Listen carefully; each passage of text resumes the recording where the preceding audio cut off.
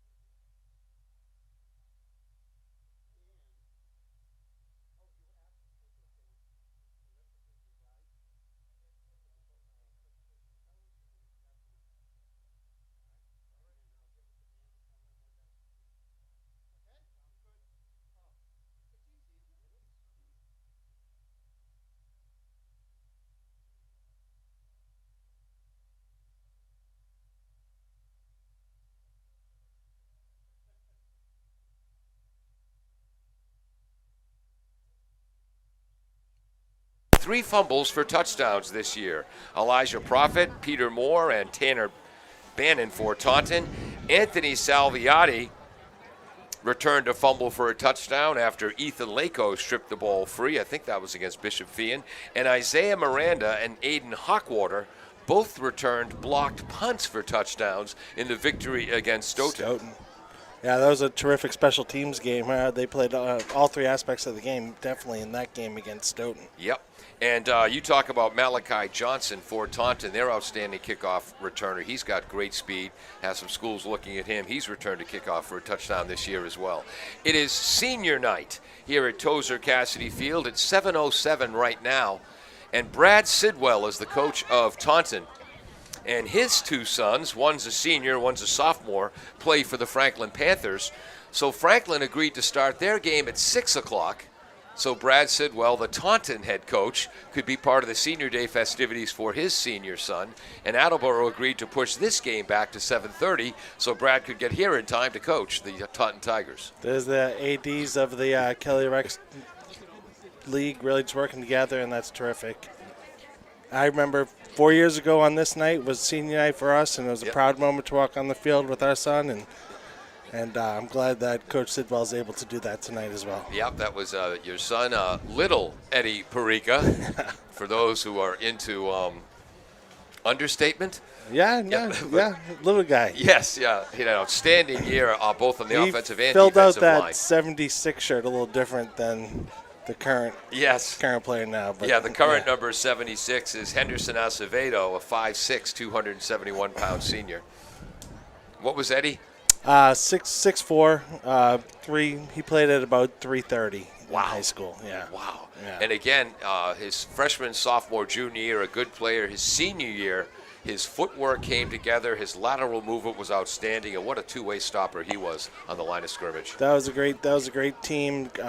Great team. Just fell short a few times. Man, that was so much fun. It was. I miss watching him play. But yeah. He's off to bigger and better things now as a young man working his way through life. So there it is. We're waiting for the senior day festivities to start. We're going to take a quick break and thank some of our sponsors for making this broadcast possible. 7:30 kickoff, 7:30-ish for the Taunton Tigers visiting the Attleboro Blue Bombardiers here at Tozer Cassidy Field. We'll be right back. Does your back hurt after a long night's sleep? Ow. Has your mattress seen better days? Is your current bedroom furniture a mixture of different furniture sets? The Bedding Center, located on Pleasant Street and proud sponsor of this radio station and high school sports, offers a wide Good evening, array of fans, and mattresses welcome along with to beds, Attleboro High bedroom School's furniture, Tozer and Cassidy outside. Field for tonight's Hockomock League game between your Attleboro Blue Bombardiers and the Tigers from Taunton High School. Tonight, we celebrate the seniors from our band, cheer, and football programs. Attleboro administration and band director Kate McCarthy, chair coaches Julie Marino and Jenna Shalad, and head football coach Jim Winters would like to thank the seniors and their parents for their commitment and dedication throughout the years. It is the leadership of these seniors that demonstrate the true meaning of Blue Pride.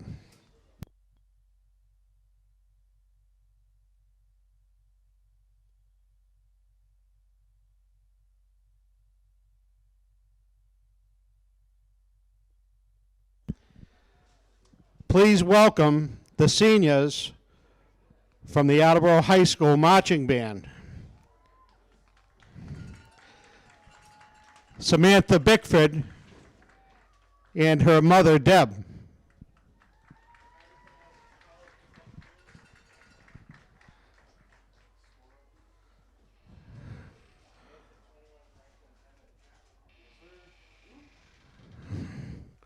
Austin Cody and parents Amanda and Matt.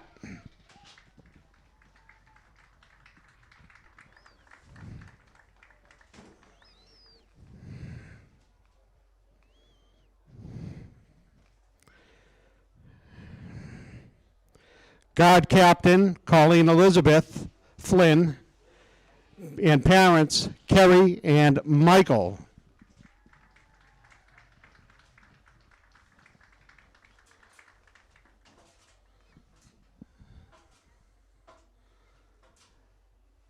Jessica Flores and parents Jessica and Danilio and sibling Danny.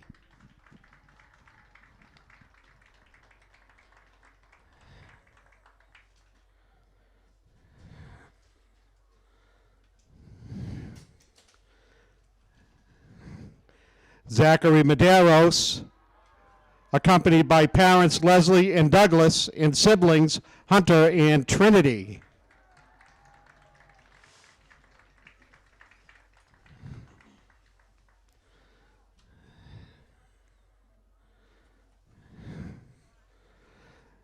Joseph Murphy, accompanied by parents Paula and Michael and sibling Samantha.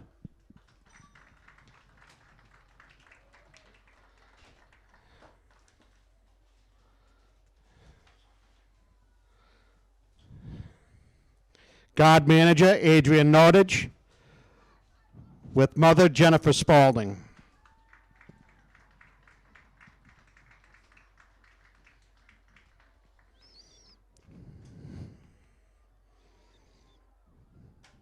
Nicholas Smith with parents Wendy and Dan and sibling Amelia.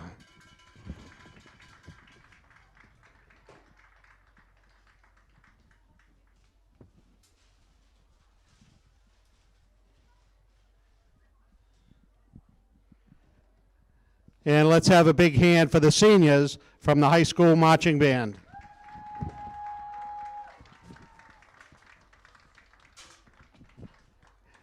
And please welcome the cheerleading seniors, Madison Bradshaw, accompanied by Angie, Dad Jeff, Ashley, Dad's fiance, and sibling Gavin.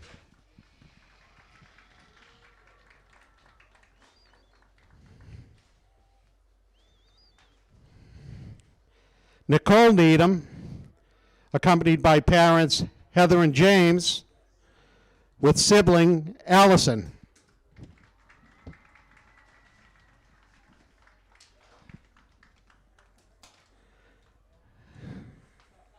Captain Tatiana Morales, with parents Tanya, Nelson, stepdad Jonah, and siblings Tayson, baby Jonah, Naya, and Camelia.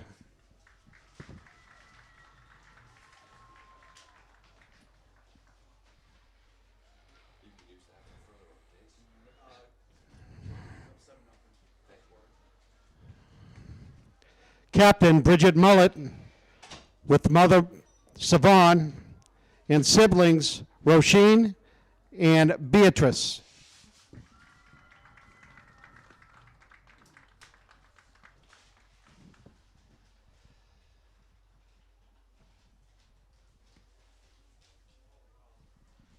And let's hear it for the cheerleading squad from the Attleboro High School Blue Bombardiers.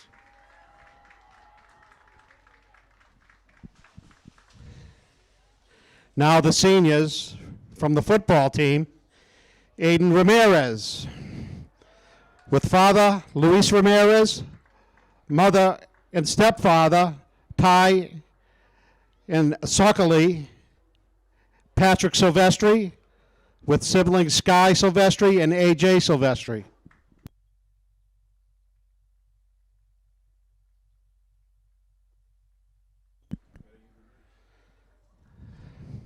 Logan Briggs, with parents Don and Brenda Briggs.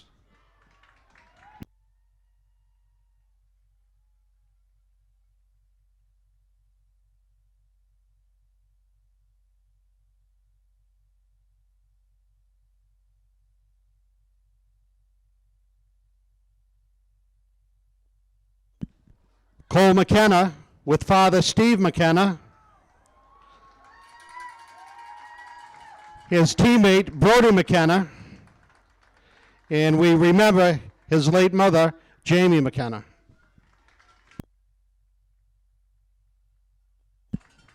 Aiden Hawkwater, accompanied by parents John and Kelly and sister Bree.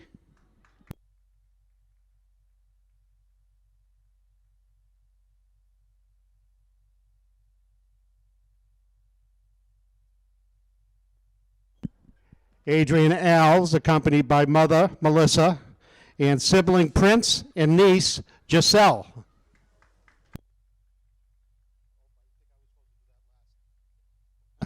Joseph Argente, accompanied by parents John Zito and Heather Argente.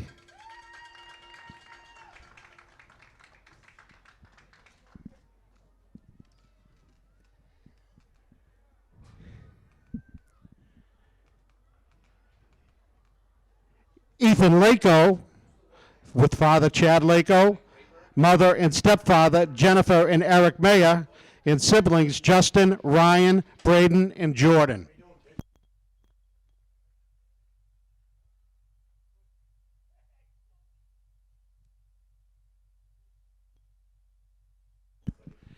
Casey Victorio, with parents Roger and Kerry Victorio and brother Brody.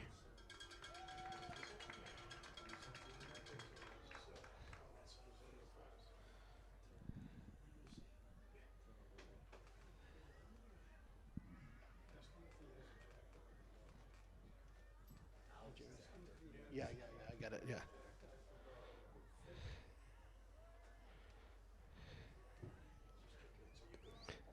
Franz Estemi, accompanied by mother Maria Concepcia Esteme, sister Francesca Esteme, and grandmother Rose Laporte.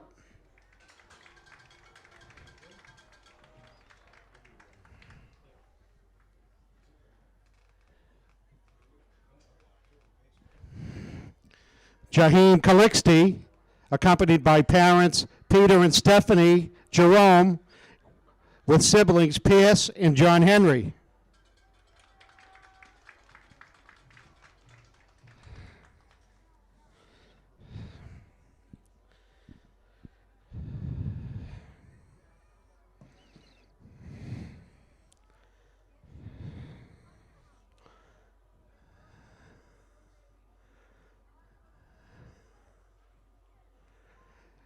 Michael McGowan, accompanied by parents Jamie Curtin and Brianna Cronell, with sibling Kaylee McGowan.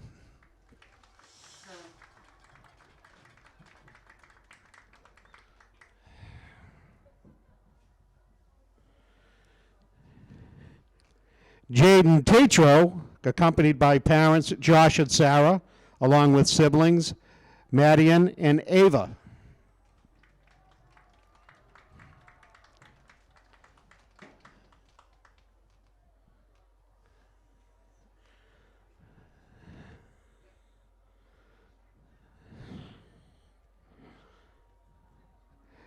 Jacob Wild, accompanied by parents Mike and Jamie, Lynn Wild, along with siblings Logan and Alea.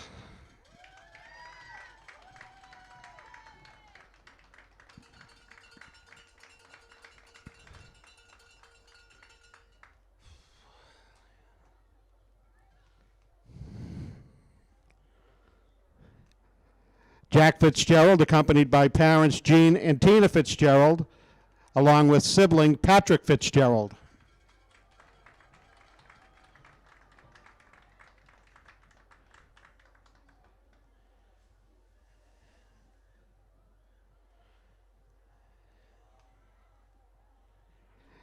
Henderson Hendy Acevedo, accompanied by parents Oscar Acevedo and Vivian Garcia, along with sibling Ariane Acevedo.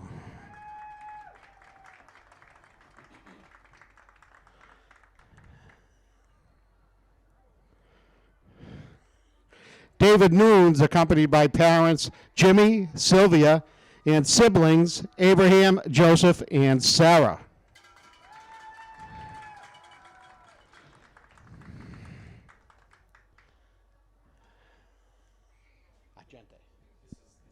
Al's rather, yeah.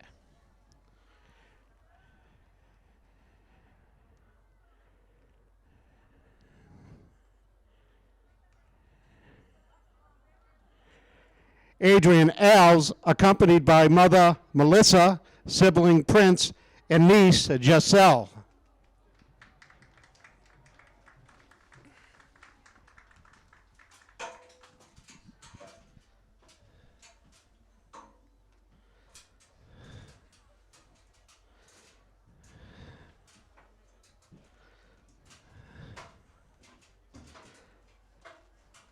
Captain Spencer Shirk, accompanied by parents Aaron and Sue Shirk, brother Trainer Shirk, and cousin Roger DeTurley.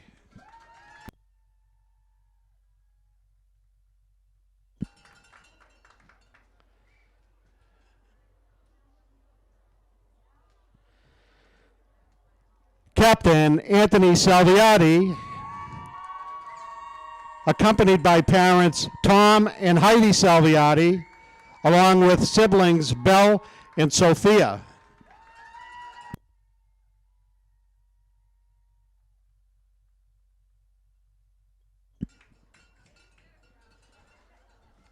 Captain Isaiah Miranda, accompanied by parents Jamie Miranda, Solange Paniagua, and sibling Cassandra Miranda.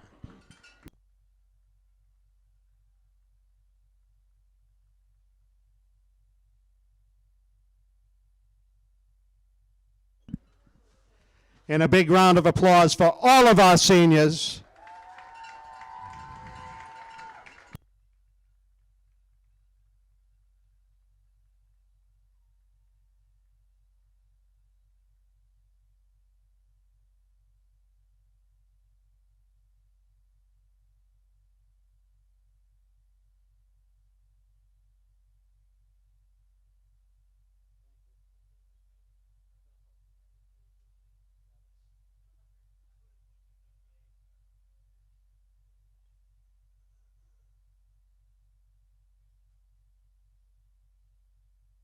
Falls AC, 8 Stack Road in North Attleboro, supports high school sports in our community at every level. Opened in the early 80s, owner Angelo Cavallari is proud of their 40 years of service to the Attleboros. Falls AC is open 7 days a week from 10 a.m. to 1 a.m. They have lunch and dinner daily, banquet rooms for your meetings or get-togethers, and dart leagues. The entire staff at Falls AC wishes the high school athletes the best of luck in every game. Falls AC, 8 Stack Presenting Road, the North colors Attleboro, will be the Attleboro 508-695-2688.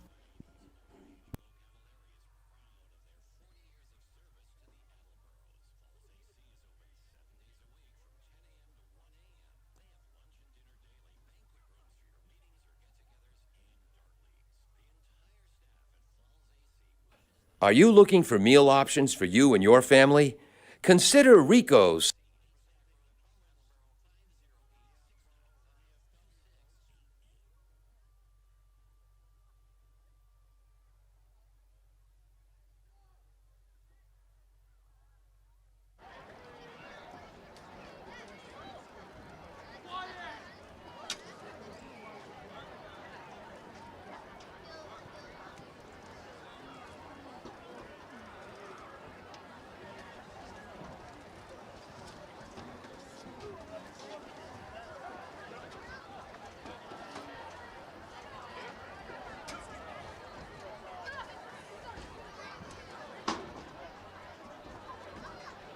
we would like to have all veterans stand to be recognized, and we thank you for your service to our country.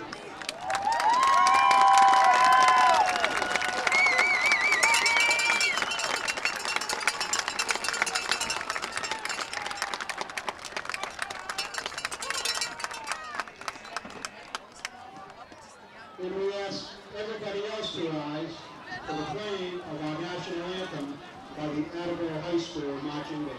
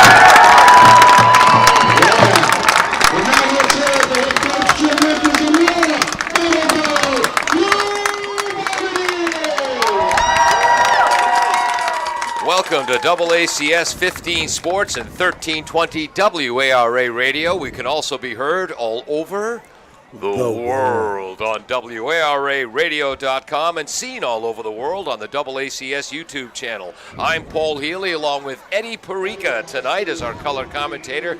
Dave Angel is our cameraman on top of the press box. Peter Braid running our graphics. Jim Jones, the engineer in charge. We're at Tozer Cassidy Field on senior night here as we're getting ready for a great Kelly Rex division matchup in the Hockomock League. The Attleboro Blue Bombardiers hosting the Taunton Tigers. Both teams undefeated 4-0 in non-league play. Both teams struggling 0-3 in Kelly Rex division play, but Franklin, King Philip, Milford, and North Attleboro, the teams ranked above them, all in the top 15 of the Boston Globe and Boston Herald when it comes to top teams in eastern Massachusetts. All of those teams headed towards the playoffs.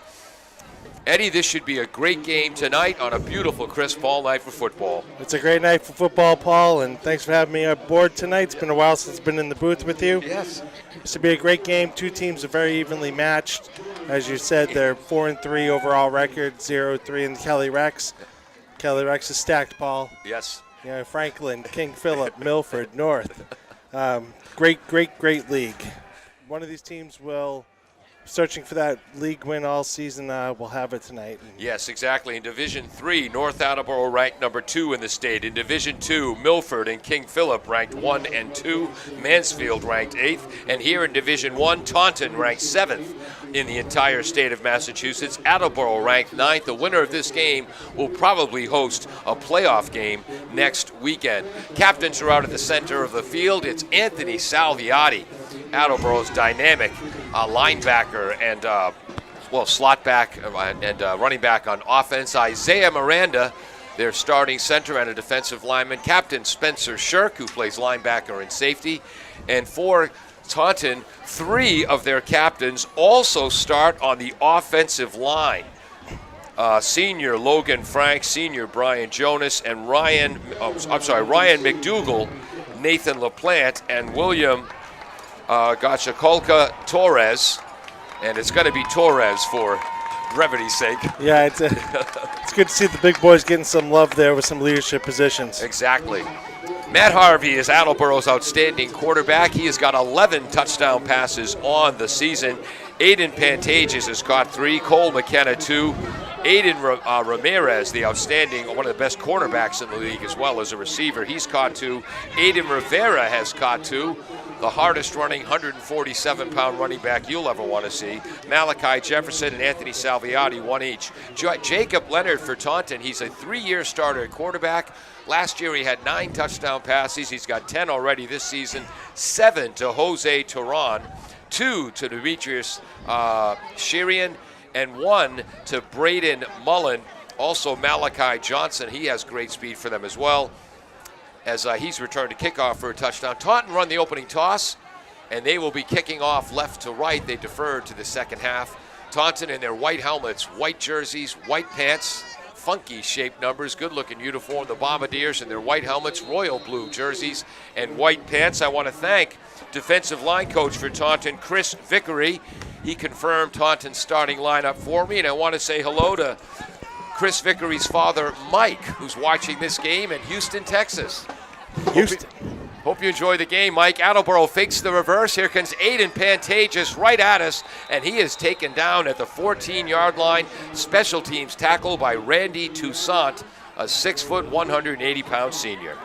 That was great special teams coverage there by Taunton. Everyone stayed in the lanes, very well disciplined, and even with a little trickery on Attleboro's side, they didn't fall for it. Yeah, they've been using that reverse or fake reverse on every kickoff return. So the Bombardiers begin 1st and 10. They're marking it at their own 15-yard line. Harvey is the shotgun quarterback. Jim Winters, the first-year head coach, has done a great job here for the Bombardiers as Mike Strachan moved over to North Attleboro. We'll tell you more about the coaching staff. Shuttle pass to the outstanding Anthony Salviati running left to right, stacked up at the line of scrimmage. We're going to be generous and give him 2 yards because we like Anthony. Technically, that's a pass. Sure is. It'll be 2nd down, 8 yards to go. Attleboro on the 17-yard line. Well, you know what? It's the 16. Oh, don't worry about it. That's all right. The stats will show 2 at the end. So wide left is Ramirez, and the slot is Salviati. Ball on the right hash mark. Man coming in motion to create trips to the left. Back to pass is Harvey. Screen underneath to Ramirez.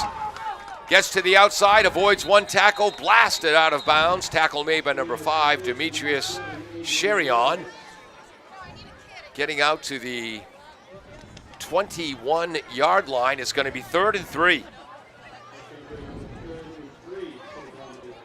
So a shuttle pass and then a screen pass. We'll call that a 5-yard gain. 3rd and 3 for the Bombardiers. That left side of the line did a great job of letting the defenders come through and got out there to lead some of those blocks. And you always have to respect the speed of Ramirez on the outside. On the 21, back to passes Harvey, throws to the right. What a catch by Salviati! A great throw just over the hands of Shirion. Salviati makes the catch. 1st down, Bombardiers. Think that's a high-risk play, Eddie? That was the high-risk play, perfectly placed ball. Where only the receiver could get it, and he fingertip caught that. Great concentration, came down, put a couple yards after the play on that as well. 14-yard gain. Attleboro, a new player on the offensive line due to an injury. We'll give you their line in just 1 second. 4-man front for Taunton. They're sending 5, throwing to the right flat, too high for Salviati. Incompletion. Harvey 3 for 4. Attleboro's left tackle, Cameron Gray, the sophomore, 6'4", 254, has done an outstanding job, but he needs surgery on his hand. So he is going to be out for the season. Stepping in, number 79, David Rendo, a 5'11", 214-pound junior. The left guard is Dan Haste. The center, returning captain Isaiah Miranda. Right guard is Fitzgerald. He also plays in the defensive line. Right tackle is Jackson Huntington, who 4 weeks ago was a quarterback on the program. Now he's a right tackle. Trips to the right, that's the wide side. Tight end is left, that's Malachi. Throws underneath, tipped and intercepted through the hands of the receiver. Intercepted. And I believe that's number 3 for Taunton, Jose Turan. Taunton takes over the Attleboro 40-yard line. tough break. Attleboro came out, first 5 plays, 5 pass plays. Looked like they're moving the ball downfield pretty well, and this ball just floated a little too high and through the fingertips and couldn't bring that one in. 10 minutes, 40 seconds to go. Excuse me, 10 minutes, 25 seconds. No score, first quarter, first possession for Taunton, and their 3-year starter and quarterback, Justin Leonard. Bubble screen to the right, red beautifully blown up by number 8, Cole McKenna. I believe he's going to be a captain on the lacrosse team this spring. 2nd and 10. Eddie, you know who that play fooled? The receiver. Yeah. He didn't know it was coming. Exactly. It fooled no one on the Attleboro defense. 2nd and 10. Leonard is outstanding. Jacob Leonard, a 3-year starter at quarterback. Brad Sidwell is the head coach for Franklin. Where am I? The offensive coordinator is Mark Letourneau. Mark Masterson, the defensive coordinator. First run right up the middle, met at the line. Miranda's in there as well, but the running back grinding forward for a 2-yard gain to the 42. It'll be 3rd down, 8 yards to go. It's a good strong run up the middle, mixing it up a little bit. I'd say I was impressed with the quick release, though, of the Taunton quarterback. Yes. Quick decision, quick release on that bubble pass, and we'll see how he continues. Taunton offensive line, left tackle Jonas, left guard Vernado. The center is McDougal, an outstanding baseball player. He's heading to Dayton to play baseball. Back to pass, going down the right sideline on a post-quarter pattern, just out of the reach of number 5, Sherian. 4th and 8 coming up, right? 4th and 8, Paul. On the coverage was number 8, McKenna. That was a great double move there by the Taunton receiver, and came out and ran the numbers and then faked the post and cut out to the end and was wide open, just overthrown by just a few feet. Ryan McDougal is the center again. He's heading to Drayton on a baseball scholarship, was MVP of the Hockomock League last year in baseball. Right guard is Frank, right tackle Perez. Quick kick by Leonard. Fielded by Salviati at the 20, breaks the tackle, breaks the second tackle, and then there are 74 members of the Taunton special teams who finally bring him down at the 30-yard line. Great return by Salviati. I think the Tiger mascot got the tackle on that one, Paul.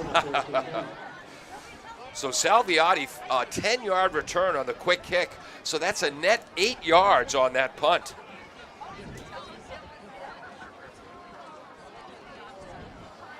Bombardiers take over 1st and 10. We'll call it actually their own 31-yard line. No score, 9:18 to go, first quarter. Wide right is Ramirez, wide left is Pantages. Salviati in the slot right. Harvey looks that way. Boy, Attleboro throwing the ball all over the field early. That's 6 plays, 6 passes, incomplete, a little bit short of Ramirez. 2nd and 10. On the defensive line for Taunton, Brian Jonas is an offensive tackle. Justa is a defensive end. Vernado is a defensive tackle, and who am I missing? Number 26, Dom Kessel, switches between defensive end and nose tackle. So, of course, now he's playing neither. He's playing defensive tackle, just to make me look bad. Rivera runs right. Ramirez runs. Nope, that's Rivera. And he ran left. Yes, number 7 runs left. You leave the mistakes to me, Eddie. That's fine. You're doing a great job. Wouldn't want to take it from you.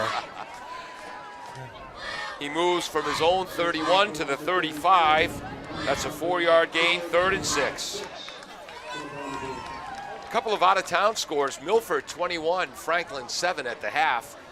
And King Philip had a 7-0 lead over North Attleboro in the first. Big play here, Eddie. 4th and 6. Your mistake, 3rd. 3rd and 6. Harvey back to pass, middle screen. What a beautiful. Caught by Malachi Jefferson, a tight end, spins out of the tackle. He's into Taunton territory at the 46. Well, Taunton had dialed up a blitz on that play. Yep. And the offensive line absolutely sold it perfectly. let them all come, clear that space in the soft middle. Beautiful middle screen. Great pickup for Attleboro. Goes from his own 39, so that's 11 plus 4, 15-yard gain. First and 10 Bombardiers at the 46 of Taunton. By the way, the tackle was made by Ethan Harris. 5-man front now for Taunton. Quick hand. Ooh, right up the middle to Rivera, and there was absolutely nothing there. Who made that initial hit? Let me see your number. 57. Number 57 on the tackle, Avery Justa. Second and 10 and a half. Peter Bray running our graphics. Second and 11. There it is. Bombardiers back at the 47. No score. Clock moving as we approach 7:25 to go in the first quarter. Two tight ends. Actually, double bunch formation on each wing. Pistol formation. Shuttle pass to Salviati, left to right. Can he get to the edge? Yes, turns the corner. Forced out of bounds, short of the first down by Jose Turan. It's going to be 4th and short. Well, they went back to that first play of the game with a little shuttle pass out front, and Salviati had to work for those yards because they had him down behind the line of scrimmage. 3rd and 2, so that's a 9-yard gain on that shuttle pass. So 3rd and 2 at the 38-yard line of Taunton. Is that Haste at center? Nope, that's Miranda. Haste to the left guard. So far, so good for the new left tackle, David Rendot. Don't mean to curse him, though. Ramirez is wide left, and the slot is Salviati. Salviati runs up. Oh! Salviati ran a short post. He was open early. Harvey had to double clutch, though, and by the time he did, reading that pattern and picking off the pass was number 24, Elijah Prophet.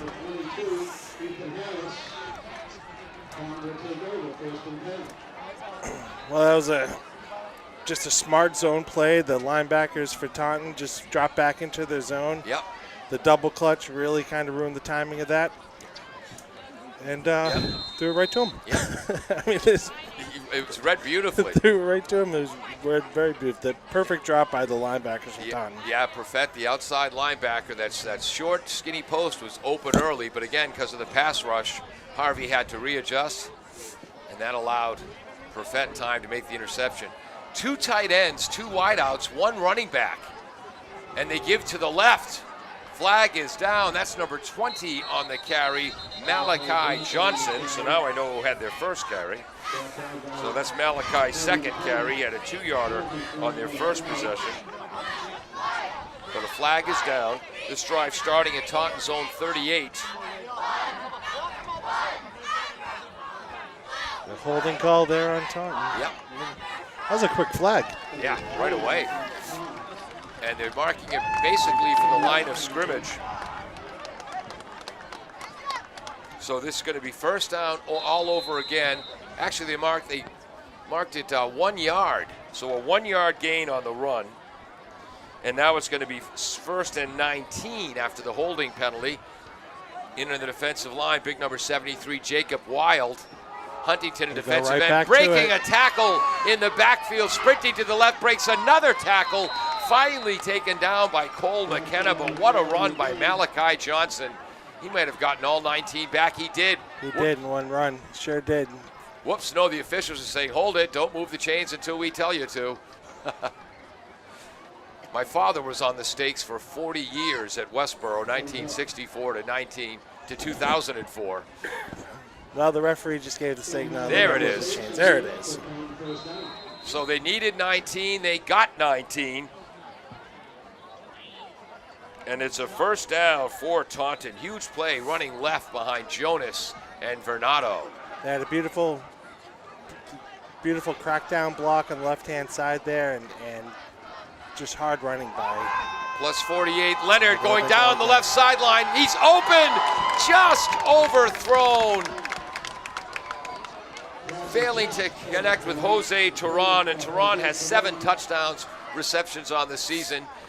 Would have been 8, but in the words of Maxwell Smart, missed it by that much. That was a well-thrown ball, and Spencer Shirk just got turned around a little bit there, and they're able to gain a step on him. Yep. It was good coverage the first 30 yards down. Just a little. I think Shirk is going to be a captain on the lacrosse team this spring as well. Well, let's finish this season first. Yes, exactly Don't right. let him get by you again.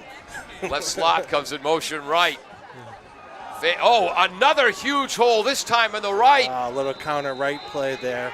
Malachi Johnson lowers his head. Booming collision with Spencer Shirk, but another first down for Taunton. He moves from the 48 of Attleboro to the 38. 38, another great 10-yard gain. So he needed 19 yards for a first down, got 19 yards and an inch, needed 10 yards for a first down, got 10 yards and an inch. He's a very efficient runner, Paul. He's got a burst of speed, though, once he hits that hole. That is pretty remarkable. Yeah, I was under the impression that Brian Batista would be the starting running back. I was wrong again. Breaks the tackle in the backfield. Brody McKenna grabs him. Tatro is there as well. That's going to be a gain of 3 or 4 yards. Yep, Brody McKenna, number 11. Brody, the baseball player, Cole, the lacrosse player. Yeah, Paul, looks like they only gave him about 2 on that one. Looks like the Attleboro was able to really pursue to the ball and stack them up. Second down, 8 yards to go. This will be the 6th play of the drive coming up, counting the penalty. So they're at the 36. Second and 8, and the outstanding Ryan McDougall over center. His older brother was also a tremendous athlete. Sadly had a number of injuries his senior year. Slot to the left, another counter, but coming from the outside, that's Huntington. Huntington right there, speed, lots of speed on that outside. He read that perfectly. Wasn't fooled by any of the movement or readjustment before the set. And Jackson, that's a 1-yard gain, so it's 3rd and 7. And again, Jackson Huntington used to wear number 14 when he was the backup quarterback. He started the year as a tight end and weak side linebacker. They shifted him to right tackle, so in 4 weeks he went from a quarterback to a right tackle, and he's doing well on both sides of the line of scrimmage. Big play, 3rd and 8 for Taunton. And they split out Malachi Johnson there in the wing. Twins both ways, fake to Batista. Right Blitz, to him. pass is complete to the 21-yard line. Tackle by McKenna, and the pass is complete to number 20, Malachi Johnson. Another first down for Taunton. What did they, Boy, that was a perfect throw by... that was a beautiful throw, beautiful route. That was the first completion for Taunton, too. Yep. Yeah. And they brought number 27, Batista, in at running back, and they moved they moved Johnson to the slot on the right. Yeah. So ball's at the 22. That's a gain of 16 yards. Nope, that's a lie. 14. 1st and 10, had my head down. There's Batista running left. And who made that tackle? Slicing through for the Bombardiers. Yeah, I'm sorry there, Paul. I couldn't spot the tackle from Attleboro. I think it was Rivera. Again, Ethan Lako out for the first half, so Rivera's playing that striker position on linebacker. And that's a gain of, we'll call it 3 yards for Batista, number 27. Second down, 7 yards to go. Batista's more of a traditional in between the tackle, north and south runner. Yeah. Yep, There sorry. he is. I'm sorry. You make the call. I got to let it finish.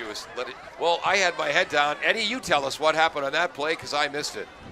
I was so embarrassed by talking over you, I looked away, and I don't know. We had a little run-off tackle there on the right-hand side. And that was Batista But Batista again running in between those tackles. Went from the 19 to the 14, so we'll give him 5. And now it's going to be 3rd and 4 from just outside the Attleboro 15. Brody McKenna was on that tackle. Wide to the left is number 2, Mullen. He's got a slot there as well. Wide to the right is number 9. And they have a slot as well. Fake, quick slant. Did that bounce off the turf? No, it did not. No, he got his hands under it. Caught it while on the ground, though, so it sits right there at the 10. Short gain of...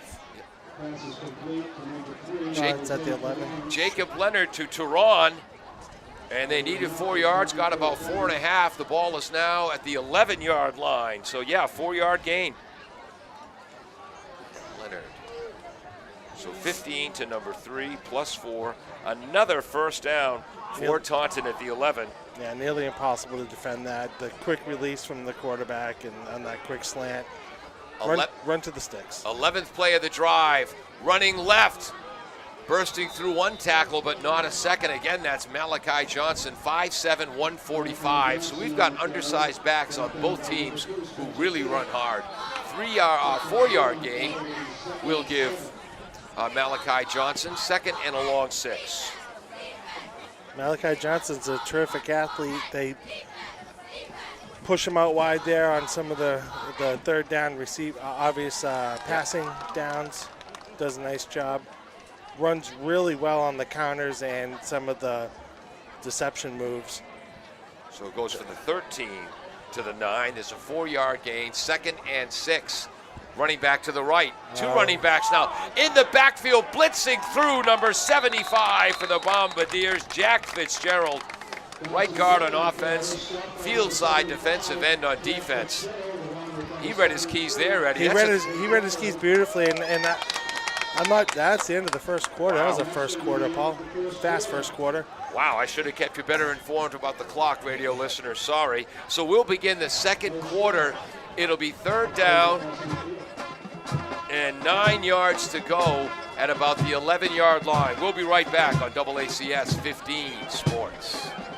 W.H. Riley is here when it comes to heating your home or business this winter. W.H. Riley & Son always welcomes new customers. They're a family-run business serving the Attleboro area since 1873. They offer heating oil and propane with 24-hour emergency service. For more information, you can contact them at 508-699-4651 or their website, whriley.com. W.H. Riley & Son, 35 Chestnut Street, North Attleboro, a company Greater Attleboro residents have called on since 1873. Church of Emmanuel will be holding their annual Fall Festival on October 29th from 3:30 to 6 p.m. at their church on Central Street in Foxborough. Families are invited to come and experience a hayride, a photo booth, a scavenger hunt, and more. Parking for the Fall Festival will be located across the street at Foxborough Regional Charter School. Welcome back to AACS 15 Sports. Paul Healy along with Eddie Perica, Dave Angel on camera, Peter Bray running our graphics, Jim Jones, the engineer in charge. The ball is back at the 11, so that was a 2-yard loss. Whoops, I need my red pen when Taunton has the ball. I'm nothing without my 4-color pen, Eddie. Nothing at all. Third down, 9 yards to go from the 11 of the Bombardiers. This will be the 13th play of the drive that started at their own 38. It was a false start there on Taunton. Right guard moved, flinched. That's going to move him back, make it a little more difficult. So now they'll go back to the 16, and it'll be 3rd and 14 yards to go. Leonard goes to the sideline to get the plays. Again, Brad Sidwell, longtime coach in Franklin. Now the head coach is in his 4th or 5th year, maybe 6th here at Taunton. And whenever you go to a basketball event or a tournament event at Taunton, Brad Sidwell's everywhere, from the concession stand to the front door, opening up for me so I can get my equipment in. One of the nicest guys you'd ever want to meet. He is a nice guy, and I'm glad that they were able to work out senior night in Franklin for him to be there for his children. Pistol formation, back to passes. Leonard has time. Post pattern, just a bit high. Cole McKenna on the coverage. Pressure by Rivera and Fitzgerald on Leonard might have caused that pass to go high. It is 4th and 14. The pocket was definitely collapsing there, Paul. They initially had good protection, but the pocket did start to collapse. Yep. And I think there was a little panic there, and then just kind of released that a little too soon. Yep. Stepped into the throw, but his release point, I think, was higher than he intended. Neither team has a successful field goal yet this season.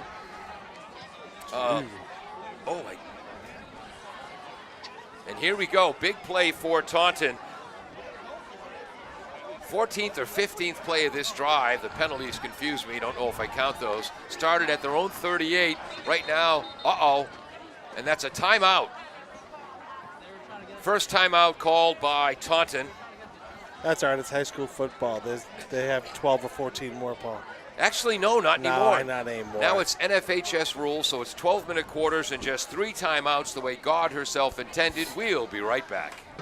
Claudino's Auto Repair, located at 310 South Main Street in Attleboro, is celebrating 26 years in the auto and truck repair business. Over the years, John Claudino and his team of mechanics have worked to build a long-lasting rapport with their customers. From oil changes to diagnostics, transmissions, and routine maintenance on foreign and domestic cars and trucks, Claudino's will keep your vehicle running. Claudino's Auto Repair, 508-226-8545, or at claudinosautorepair.com. Welcome back to AACS 15 Sports and 1320 WARA Radio. Big play here, 4th and 16 yards to go. Actually, what? 4th and 15. 17's a touchdown. Yep. 4th and 15. Field goal Field goal attempt. attempt. Log kick off the left upright. upright. That was number 34, Sete Delatoy, 5'6", 150-pounder. A hard line drive, and he was robbed as it went off the left upright. Yeah, he was robbed. That was a great effort. That was a shaky snap. The holder did a tremendous job even recovering from that and getting that ball into a position to even have a chance. So, eliminating the 2 penalties, a 13-play drive, moved from their own 38 to the Attleboro 16, and they come up empty. No score. Bombardiers will begin their 3rd possession at their own 20-yard line. Whoops, now I need my blue pen. And they give to Rivera, on the left halfback, running to the right. He rumbles all the way out. That's about an 8-yard gain. Apologize, Taunton fans. I missed the tackle. I think number 26, Kessel, was in there. Yep. Oh, I'm sorry. That wasn't nearly as far. 4-yard gain. You're only half right. Yeah. Or twice as right. I'm not sure which one it is. 4-yard gain. I misread the lines. 2nd down, 6 yards to go from their own 24. But Rivera's listed at 147 for Attleboro. Johnson, 145 for Taunton. And boy, they run hard. Strength of the formation is to the sideline on the right, the short side, as Attleboro's moving left to right. This time Rivera runs left, breaks through 1 tackle, and then is taken down on the 2nd attempt. That's the 1st down. Tackle made by number 7, McKin Gonsalves. 1st down, Bombardiers.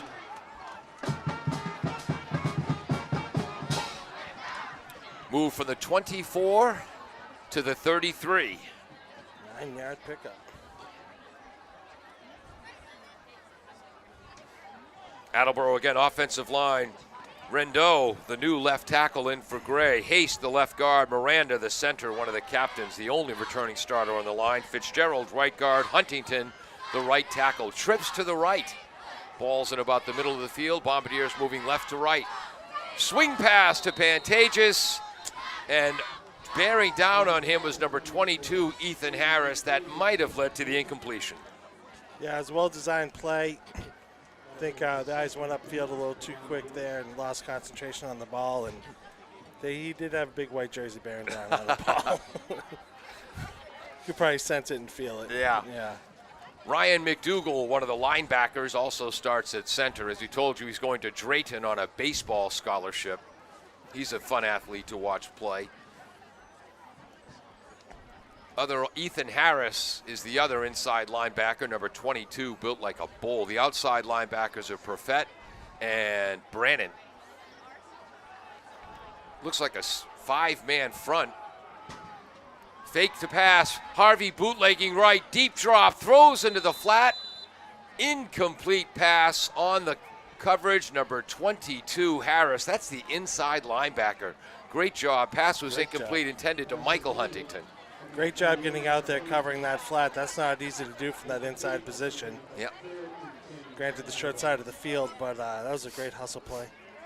3rd and 10. Big play for the Bombardiers. Clock stops with 10:05 to go in the first half. No score. Got to find my egg timer, Eddie, so I remember to give the score at least every 3 minutes for our radio audience.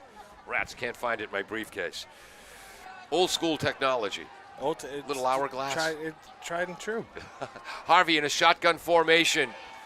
Coming up the middle, he's forced to scramble to his left. Sets his feet, lofts it. Right over Brad Sidwell's head on the bench for Taunton, and that's going to be a 3 and out for the Bombardiers. 3 incompletions after the first down run by Rivera. No score, 9:56 to go in the half. Yeah, it was they rolled the quarterback out to the left-hand side. The protection did collapse slightly, Paul, but he did a great job getting out there and trying to keep the play alive. Just couldn't find anyone coming back to the ball. Sophomore Kirk McFarland is back to punt. He filled in as a punter 2 games ago against KP and did a tremendous job, and now he's won the position. Takes his time, end over end punt, lands near the sidelines, and it's going to be Taunton ball at their own 41-yard line. No score, 9:49 to go, first half. Had a little bit of a rugby kick to that. He stepped off to the side a little bit and launched that ball out there. So Taunton, their own 41. You said 9:29. So they had an incredibly successful drive last time. 1, 2, 3, 4. 4 first downs. 13 plays. But then the football gods ruled against them as the field goal attempt went off the left upright. And if this was baseball, that would have been a double into the left center gap. Absolutely.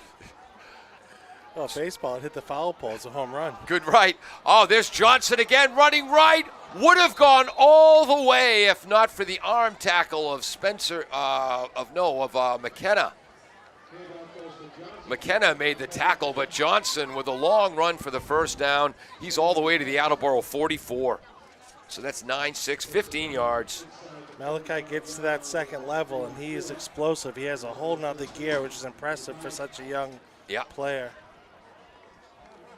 Is that 15 yards on that pickup? Yep. Wow. To the Attleboro 44. 1st and 10. A fullback right behind the right guard. They fake the jet sweep, a counter. And they're not going to catch him. A great trap block. Touchdown by Johnson. Actually, that wasn't a trap block. That was the H-back. Number 44, Ryan Keenan, acting like a pulling guard.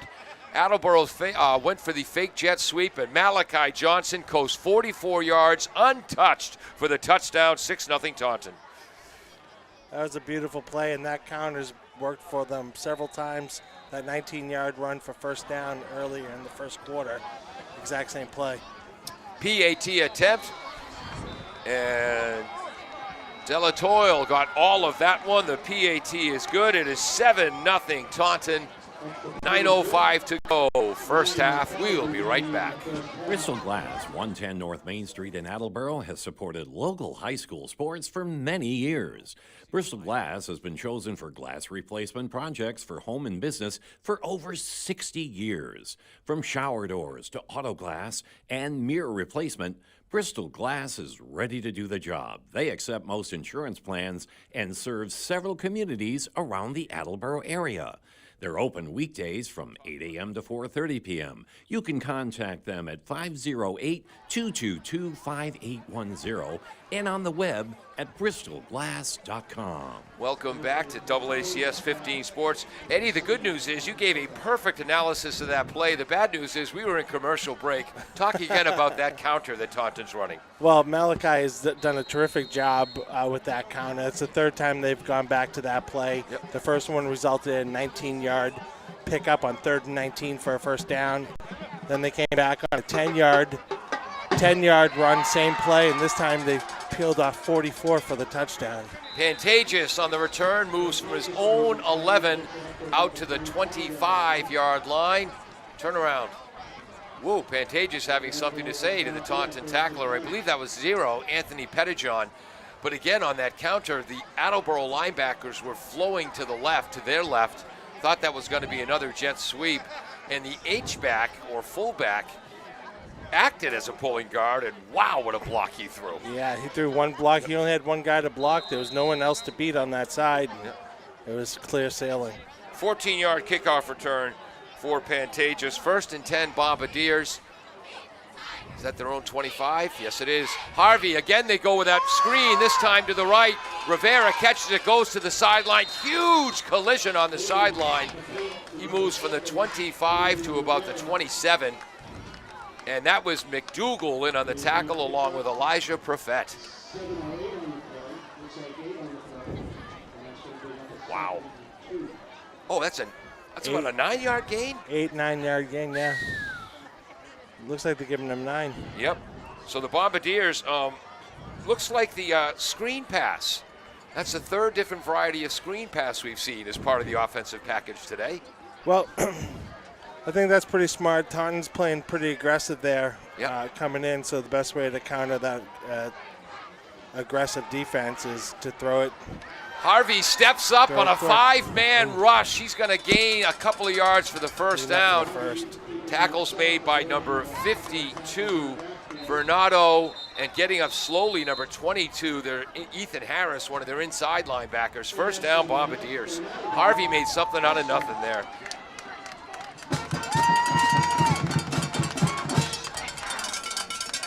So from the 34 to the 36, just 2 yards, but enough for the first.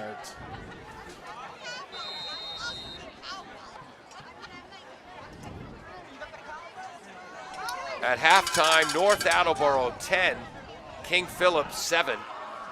Wow.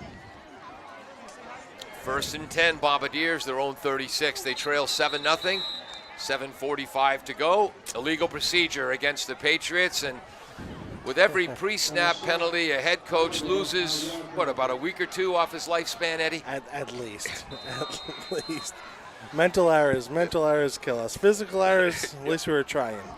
Causes gray hairs.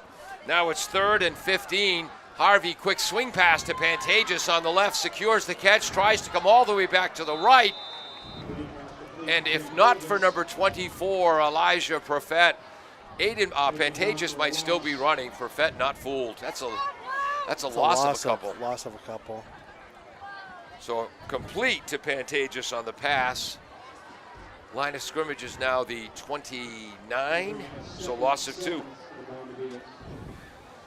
So it's 2nd down, 17 yards to go.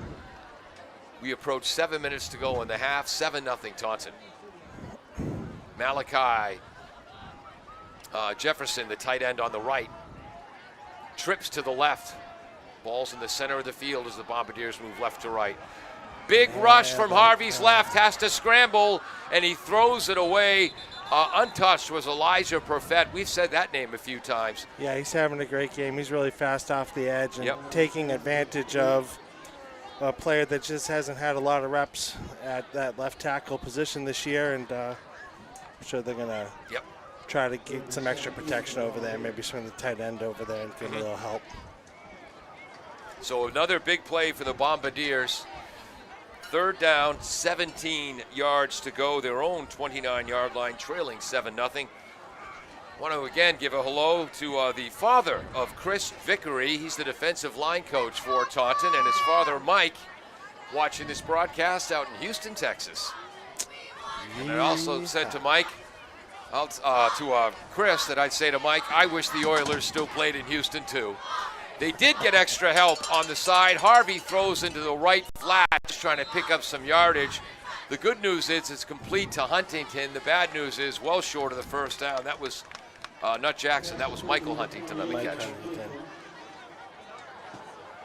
So that's just a little bit of a confidence builder trying to get in rhythm. Attleboro will punt it away. Line of scrimmage now is the 33, so a 4-yard gain. 4th and 13. How the stats going, Eddie? The stats are going fine, and I'm going to just put a little asterisk on that one because they only gained 2 yards on that one, Paul. But you say 4, too. It's the home team broadcast. We'll say 4.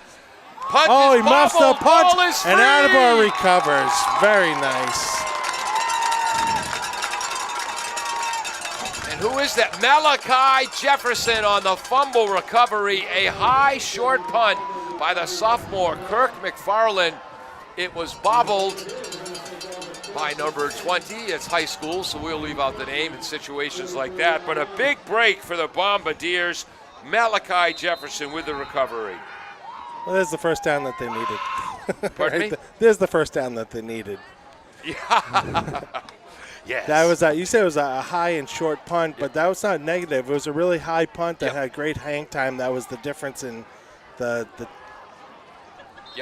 gunners getting down there and putting pressure on that catch. And it was an end-over-end punt, so it was difficult to catch. 4-yard gain, 3-yard gain for, again, number 7, Adrian Rivera.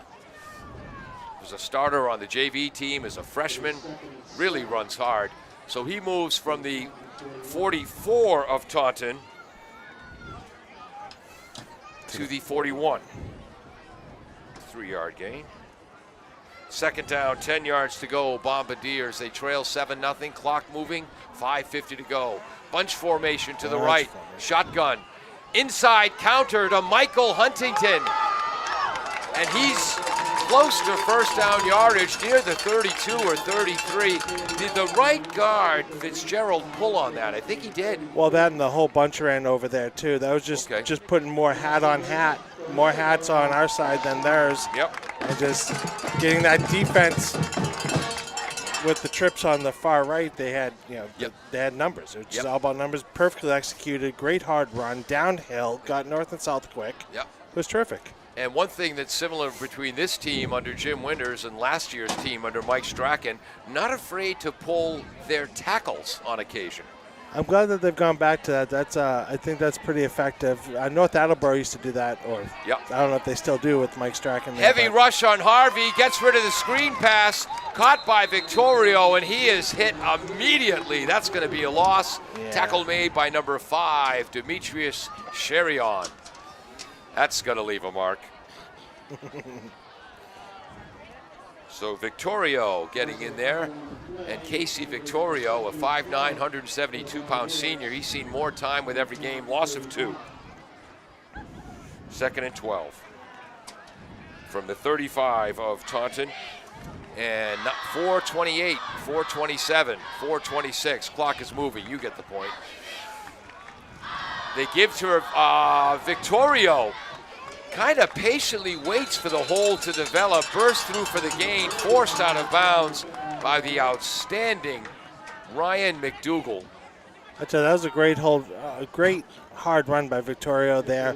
Wasn't a lot there, let it develop, was patient, as you said, and then just took every inch that he could get out of it. He didn't panic and did just a terrific job. It'll be 3rd and 5, so that will give him a 7-yard gain. Who was the running back, played for the Steelers, then the Jets, but he always did that, delayed them behind the line of scrimmage and then burst forward. Here's Rivera. He runs to the right edge. He's going to be knocked out of bounds and tackled short. Tackle made by Anthony Pettijohn. It's going to be 4th and about 1. So he got 6 yards out of that. 6, that's beautiful. And there was Bell for the... that Le'Veon Bell, thank you. Bell. There you go. It's amazing. Oh, it's a first... Did he get... Oh, they gave him the first down. What were we going to say, Eddie? I just wanted to come back to that for you, Paul. Yeah. No, it's amazing how the name section of my brain has shrunk. It has to be watching Jeopardy all the time.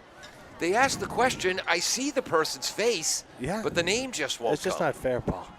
It's tough to get old, I tell you. Youth is wasted on the young, I tell you. Whoops. We have a timeout there. Taunton calling the second timeout of the half. Yep. So Taunton with a timeout. They lead 7-0. 4:09 to go. First down Attleboro at the 23 of the Tigers. We'll be right back.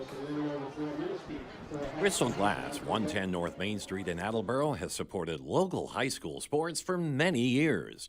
Bristol Glass has been chosen for glass replacement projects for home and business for over 60 years. From shower doors to auto glass and mirror replacement, Bristol Glass is ready to do the job. They accept most insurance plans and serve several communities around the Attleboro area. They're open weekdays from 8 a.m. to 4:30 p.m. You can contact them at 508-222-5810 and on the web at bristolglass.com.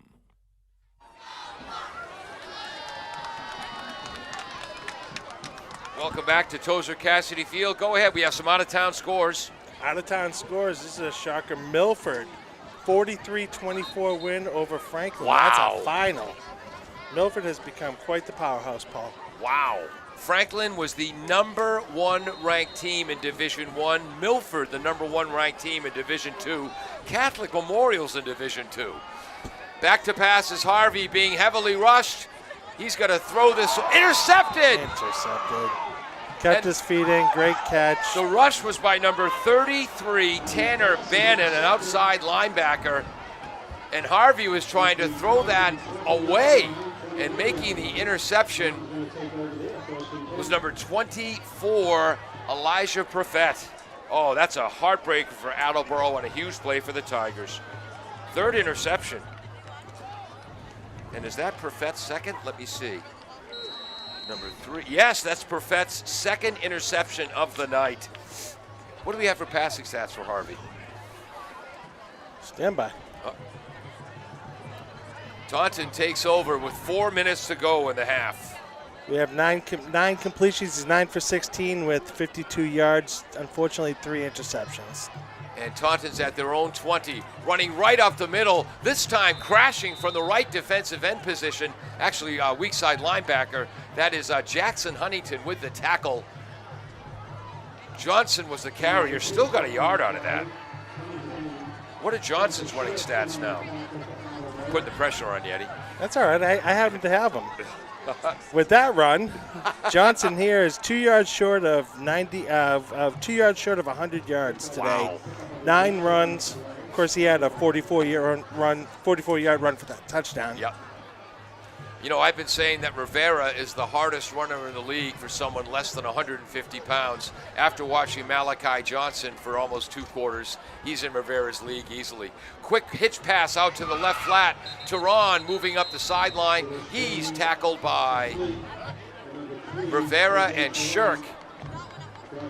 First down, though, moved from his own 21 to his own 31. Clock moving. So that's only the 3rd completion for Taunton out of 6 attempts. They have 28 yards through the air. Yep. But they've been doing their damage on the ground tonight so far. 10-yard completion. And boy, Taunton's game plan, they need 10 yards. They get 10 and a half. They need 19. They get 19 and a half. It's been perfect. They run that counter again. Shirk comes crashing up from the defensive backfield, but the initial hit made by big number 73, Jacob Weil, 5'10", 318-pound senior. 3-yard gain for Johnson. Johnson! That puts him over the century mark at 101 yards on 10 carries. You get the Johnson I reference? get the Johnson reference. It's from the Three Stooges, folks. Ask your grandparents. Ask your grandparents. There you go. I'm trying not to encourage you. Who brought that monkey on the train? Johnson. Johnson. I'm having too much fun. Sorry. 34-yard line, their own 34. 2nd down, 7 yards to go for the Tigers. 1:53 on the clock. It's moving. Attleboro blitzes. Johnson gets a great block on the line of scrimmage on the blitzing Brody McKenna. Another first down for the Tigers. Moves from his own 34 to his own 43. 9 yards. Needed 7. Needed 7. Again, very efficient running here. It's a great run there. The great blitz pickup on Taunton, which just opened up that little bit of crease for Malachi to get up there. Twins both way. They fake the handoff. Hook pass underneath. Pass is complete to number 5, Shirion. Tackle made by Cole McKenna. And there's a timeout, I believe, with 1:22 to go. If that's Taunton, it's their last. That's their final timeout of the half. So 15-5. Went from the 43. To the 48. Yep, to the 48. We'll be right back after this. 7-0 Tigers late in the first half. Are you looking for meal options for you and your family? Consider Rico's Subs and Pizza on Route 1 in North Attleboro. Open since 1971 and a proud sponsor of high school sports in the Attleboro area.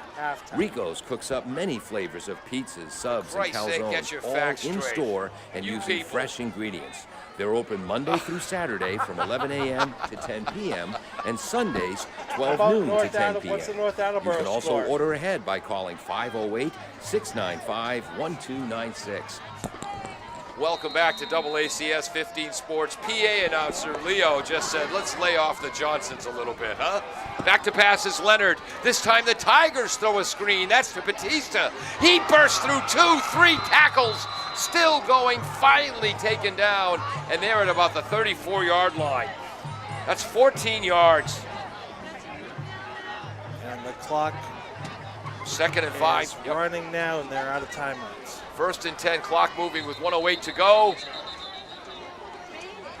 that a flag? Or and the Bombardiers call timeout. Defensive coordinator Tommy Burns, who is a great player, calls timeout. We're going to keep it right here for this one, trying to catch up on our stats and stuff.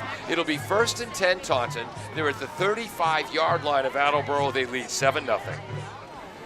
While we have this break, we have some more out-of-town scores, Paul. Mansfield leads Stoughton 17-0 at halftime. Wow. And again, earlier we had told you that Milford had defeated Franklin 43-24. That's a final coming out of Franklin. So that went to the plus 48, so that was not a 5-yard gain, that was a 9-yard gain. Then a 4-yard pass from 3-year starter Jacob Leonard to number 27, Brian Batista, on that screen where he burst through all of those tackles. I'm sorry, that was when he went from his own, he went from his own 48 to the plus 35. So that's 15 plus 4, 19 yards. There's where my mistake was. Leonard back to pass.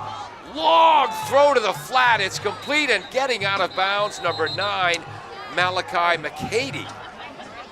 And again, with 58 seconds to go, no timeouts. Great move by McCady to get out of bounds. That was a long distance throw. Long distance throw at 30 yards to the left, but 10 yards forward for another first down. Wow. From the 35 to the 25. And again, it's amazing. The efficiency of their offense. Yes, how many times they've got the exact yardage they need. And I don't have the exact number for you, but Taunton has generated a ton of first downs here in this first half. 1st and 10 from the 25 of Attleboro. 2 receivers right to the wide side, 2 to the short side left. 58 seconds and a half. Leonard gets a snap to McDougal. Again to the slot receiver, Johnson. A huge hit out there. Johnson makes the catch. Clock is moving. That was Ramirez on the hit. 2nd down, 2 yards to go. Again, they throw to the sideline. Caught and getting out of bounds. And again, that's number 9, Malachi McCady. So it was 2nd and so it was an 8-yard pass to Johnson. And now they're at the 13-yard line of the Bombardiers. For a team that the whole first half only made 6 pass attempts, they've now run off 5 in a row. Say that again? For a team that's only made six pass attempts in the first half, they've just run off 5 in a row. Yeah. Back to pass is Leonard, and again his line giving him plenty of time. A flag post pattern complete to number 3, Jose Turan. That is his 8th touchdown reception of the season. It is 13-0, so with 4 minutes to go, Taunton took over at their own 20-yard line, and with 29 seconds to go in the half, touchdown pass, a 13-yarder from Leonard to Turan. That's Leonard's 11th touchdown pass of the season, Turan's 8th reception. And again, off the left upright again. The place kicker, Sile Del Teol, hits the upright again. Well, there's silver linings in consistency, Paul. Yes. So 13-yard touchdown pass.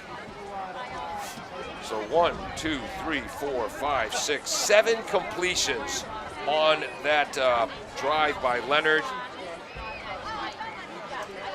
Leonard did a terrific job looking right, double clutching, and then pulling the safety over to the right and just firing that strike right down the middle, right to the post. A 10-play drive took 3 minutes and 31 seconds.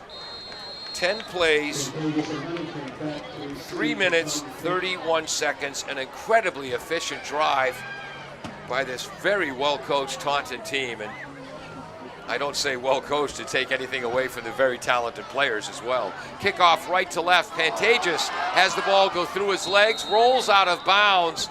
Bombardier ball at their own 4-yard line. They're giving him the 5. All right. They're going to give him the 5. So Muff, ball rolls out at 5. So Bombardiers with just 26 seconds on the clock. They have 2 timeouts. Taunton has 0. Bombardiers might just take a knee and try to head to halftime. 13-0, Taunton leads. That was a big score for Taunton at the end, and they received the Second half kickoff. Second half kickoff as well. And Attleboro is in the 2 tight end T formation. Harvey with a quarterback sneak. Moves from the 5 to the 15. Clock will stop for the first down. Whoop, need my blue pen here. So that's the old sneak on touch. And now the clock is moving. So Harvey, they're just looking to run the clock out. He gains 10 yards. And that will end the first half of play. Taunton 13, Attleboro nothing. The Tigers dominated time of possession. The Bombardiers in their first possession on their 5th play through an interception by Jose Turan. Forced a 3-and-out for Taunton. Attleboro generated a first down and then a second interception, this one by Elijah Profet. And then Taunton embarked on a 13-play drive from their own 38 to the Attleboro 16. The field goal attempt went off the left upright. Attleboro, again, was generated 1 first down behind a Rivera run, but they were forced to punt after 3 incompletions. And then a 2-play, 59-yard drive for Taunton featuring a 44-yard touchdown run by Malachi Johnson. Bombardiers generated 1 first down, but were then forced to punt. The punt was fumbled or muffed. Malachi Jefferson recovered it. Attleboro generated another first down, but a second interception by Perfett brought that drive to an end. 3rd interception of the half for the Bombardiers. And Taunton took over at their own 20 with 4 minutes to go, 3 minutes, 31 seconds, and 7 or 8 completions later into the end zone, 13-0 lead. Eddie? It's, Paul, an exciting first half here. Attleboro's had a lot of bright points here. They just haven't been able to string them together for a complete series yet. Yep.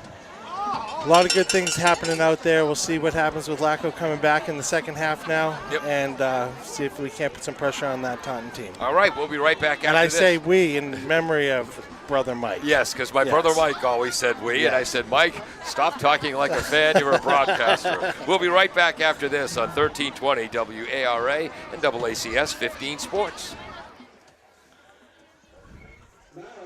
Falls AC, 8 Stack Road in North Attleboro, supports high school sports in our community at every level. Opened in the early 80s, owner Angelo Cavallari is proud of their 40 years of service to the Attleboros. Falls AC is open 7 days a week from 10 a.m. to 1 a.m. They have lunch and dinner daily, banquet rooms for your meetings or get-togethers, and dart leagues. The entire staff at Falls AC wishes the high school athletes the best of luck in every game. Falls AC, 8 Stack Road, North Attleboro, 508-695-2688.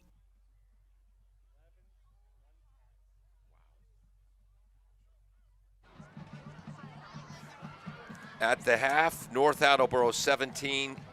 With 6:01 to go in the third quarter, North Attleboro 17, King Philip 7. Let's hear a little bit of the Attleboro High School Marching Band.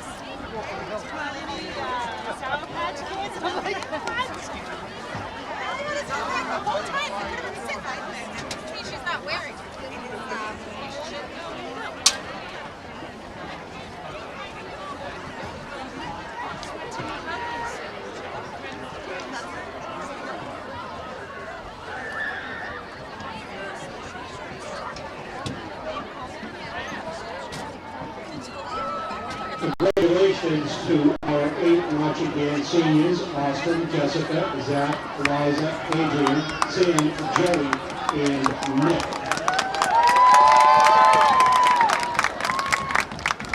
Drum majors, Austin, Jenny, and Vicky. Is the band ready?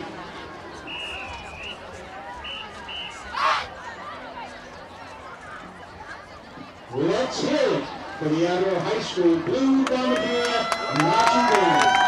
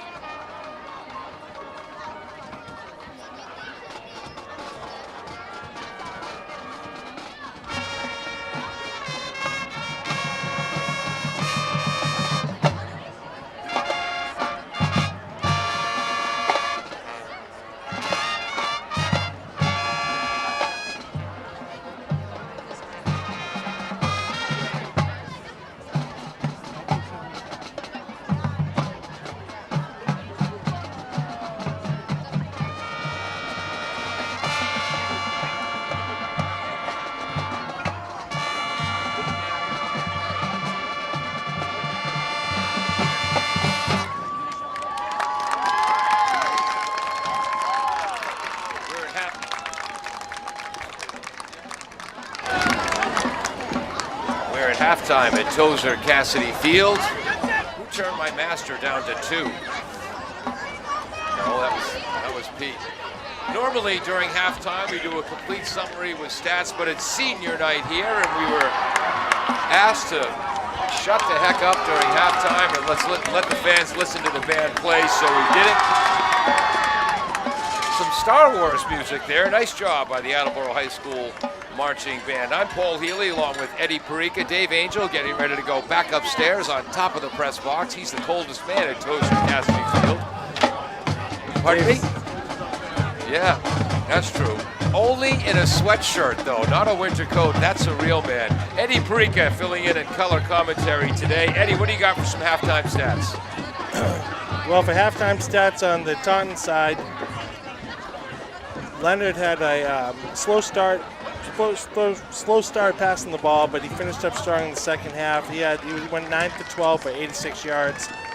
7 complete straight passes on that final drive. Wow. To increase their lead to 13-0. Yep. But the big story on the Taunton side has been Malachi Johnson.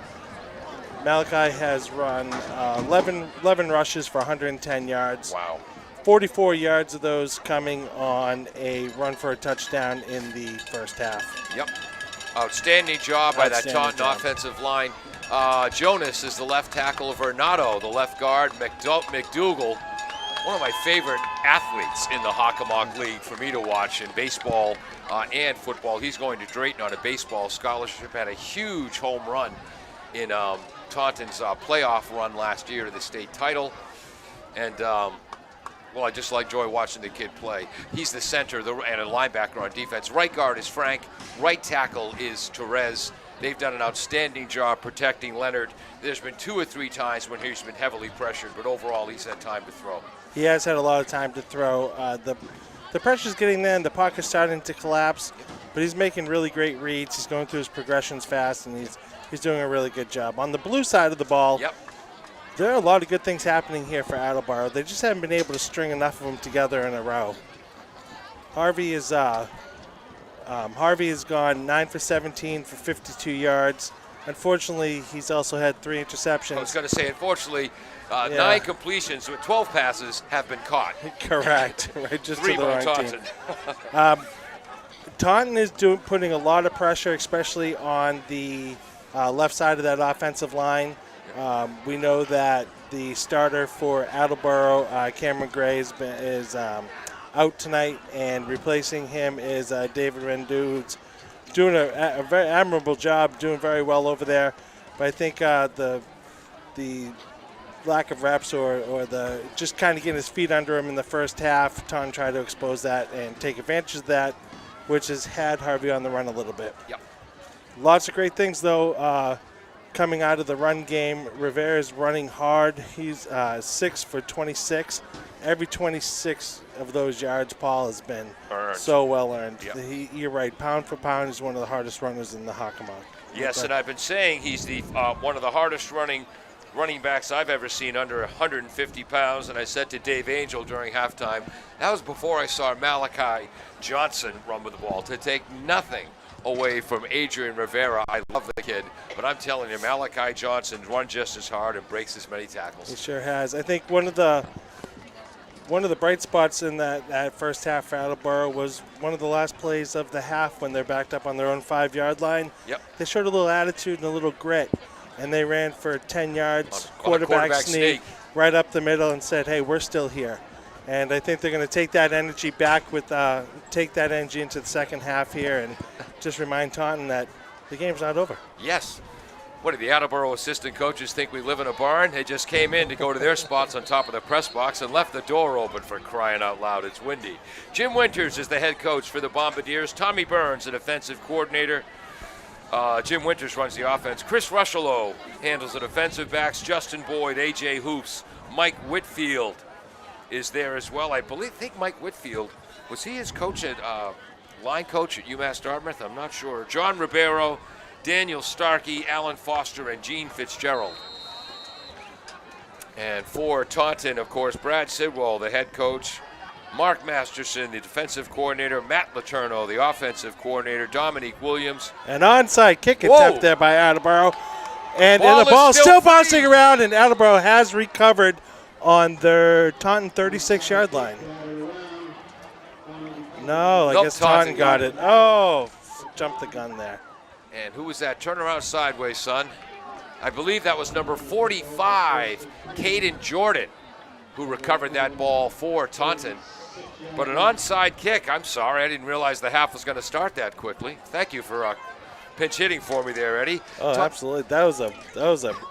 I took everyone by surprise, including almost Taunton. So 11:54, 3:54 to go on the. 11:54 in the third quarter. North Attleboro 17-7 over KP halfway through the third quarter. Leonard back to pass.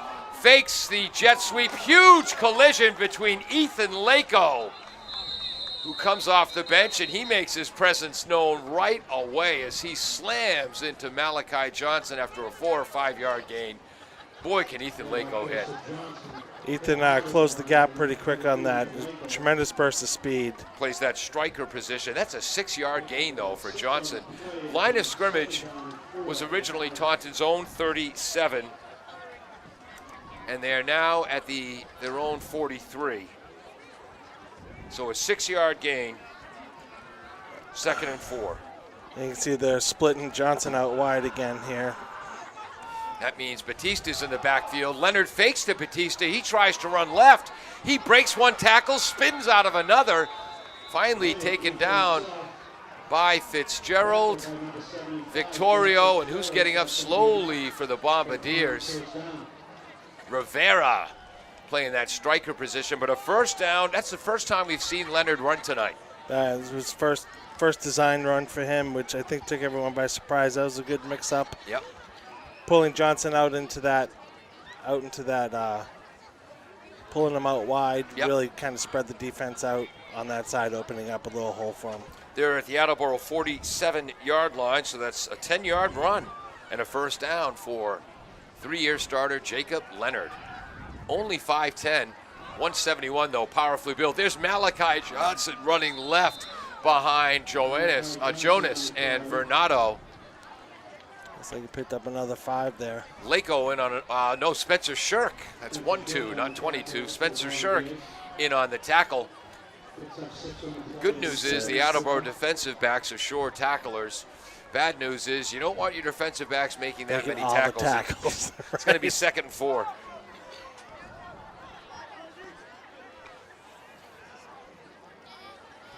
And they're at the Attleboro 42.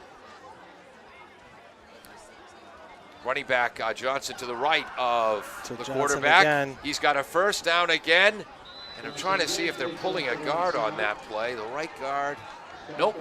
That's just power blocking on that left side. Power blocking, hat on that left side, and just let the back do the rest.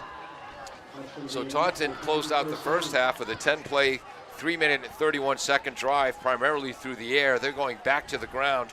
They've already moved from their own 37 to the Bombardier 34. That was 8 more yards for Johnson.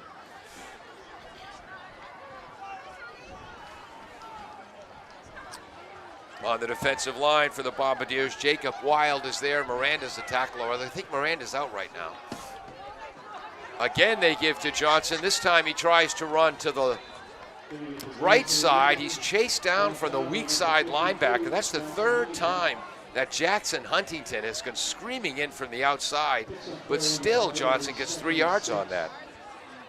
What a fast heads-up play. Now, by design, the defensive end on that side is left unblocked because the whole play is flowing right. But the speed of Huntington just coming off of that snap of the ball is really what saved that play from. Yeah, so Huntington's at a defensive end, as is Fitzgerald. 4-man front for the Bombardiers. Again, they give to Malachi Johnson, avoids a tackle. Boy, just missing him in the backfield was Jacob Wild. Running right that time behind McDougal, the center, Frank the guard, and Perez the tackle. He's all the way to the Attleboro 28. 29. 28 and a half. So that was 31. Now they're at the 28. So +3. So it's 3rd and, calling that 5 or 6? 5? Yeah, give it a strong 5. Okay. Wide out to the right is number 5, Shirion. Twins to the left. The H-back is number 44, Ryan Keenan, who's an outstanding blocker. And Keenan pulls to the right, also pulling to the right. Who's number 51? He's new on the offensive line. And Johnson. Spencer Shirk in there in the tackle. Rivera in there in the tackle. It's going to be 4th and 3, just a 2-yard gain. Johnson's carried the ball 5 consecutive plays. Well, Attleboro did a great job at staying home there in their positions and keeping contained. Yeah. And really minimizing that run to just a 2-yard run. They're at the 27 of Attleboro, 4th and 3. This is a huge play. Clock is moving. 7:09 to go, third quarter, 13-0. Taunton. Again, that H-back on the right now, Ryan Keenan. Try to get Attleboro to jump, but they hold. Leonard with a quick slant. Great coverage by Ramirez on the outside. Intended receiver was number 9, Malachi McCady. And Coach Jim Winters said early in the year that number 5 in the blue, Aiden Ramirez, 6'2", 165. He's as good as any high school quarterback he's ever had. Blanket coverage on him, and that ball was thrown right at the shoestrings, but they really didn't have a chance after that. And great job by the Attleboro defensive line and collapsing that pocket. So Attleboro takes over at their own 27-yard line. Taunton moved from their own 37 to the Attleboro 27, running right. And this is the backup running back, number 23, Nick Castro, a 5'5", 150. No, that was Lako, Ethan Lako. 5'8", 150. A running back, a striker, and a kick returner. First down. Boy, did they miss Ethan in the first half. That was a terrific run. All he did was just follow the wave out to the sideline and just picked up 23 yards. 23 quick yards. Lako this time goes left, tries to pop back to the right, but nothing's there. Outstanding work by the defensive line. Number 71 there defensively, Brian Jonas, a two-way player. Boy, the safety, number 5, came way up. That's Shirion. And who's that? 57 was in there as well. I'll get them all eventually, Eddie. Avery Justa. 2nd and 9.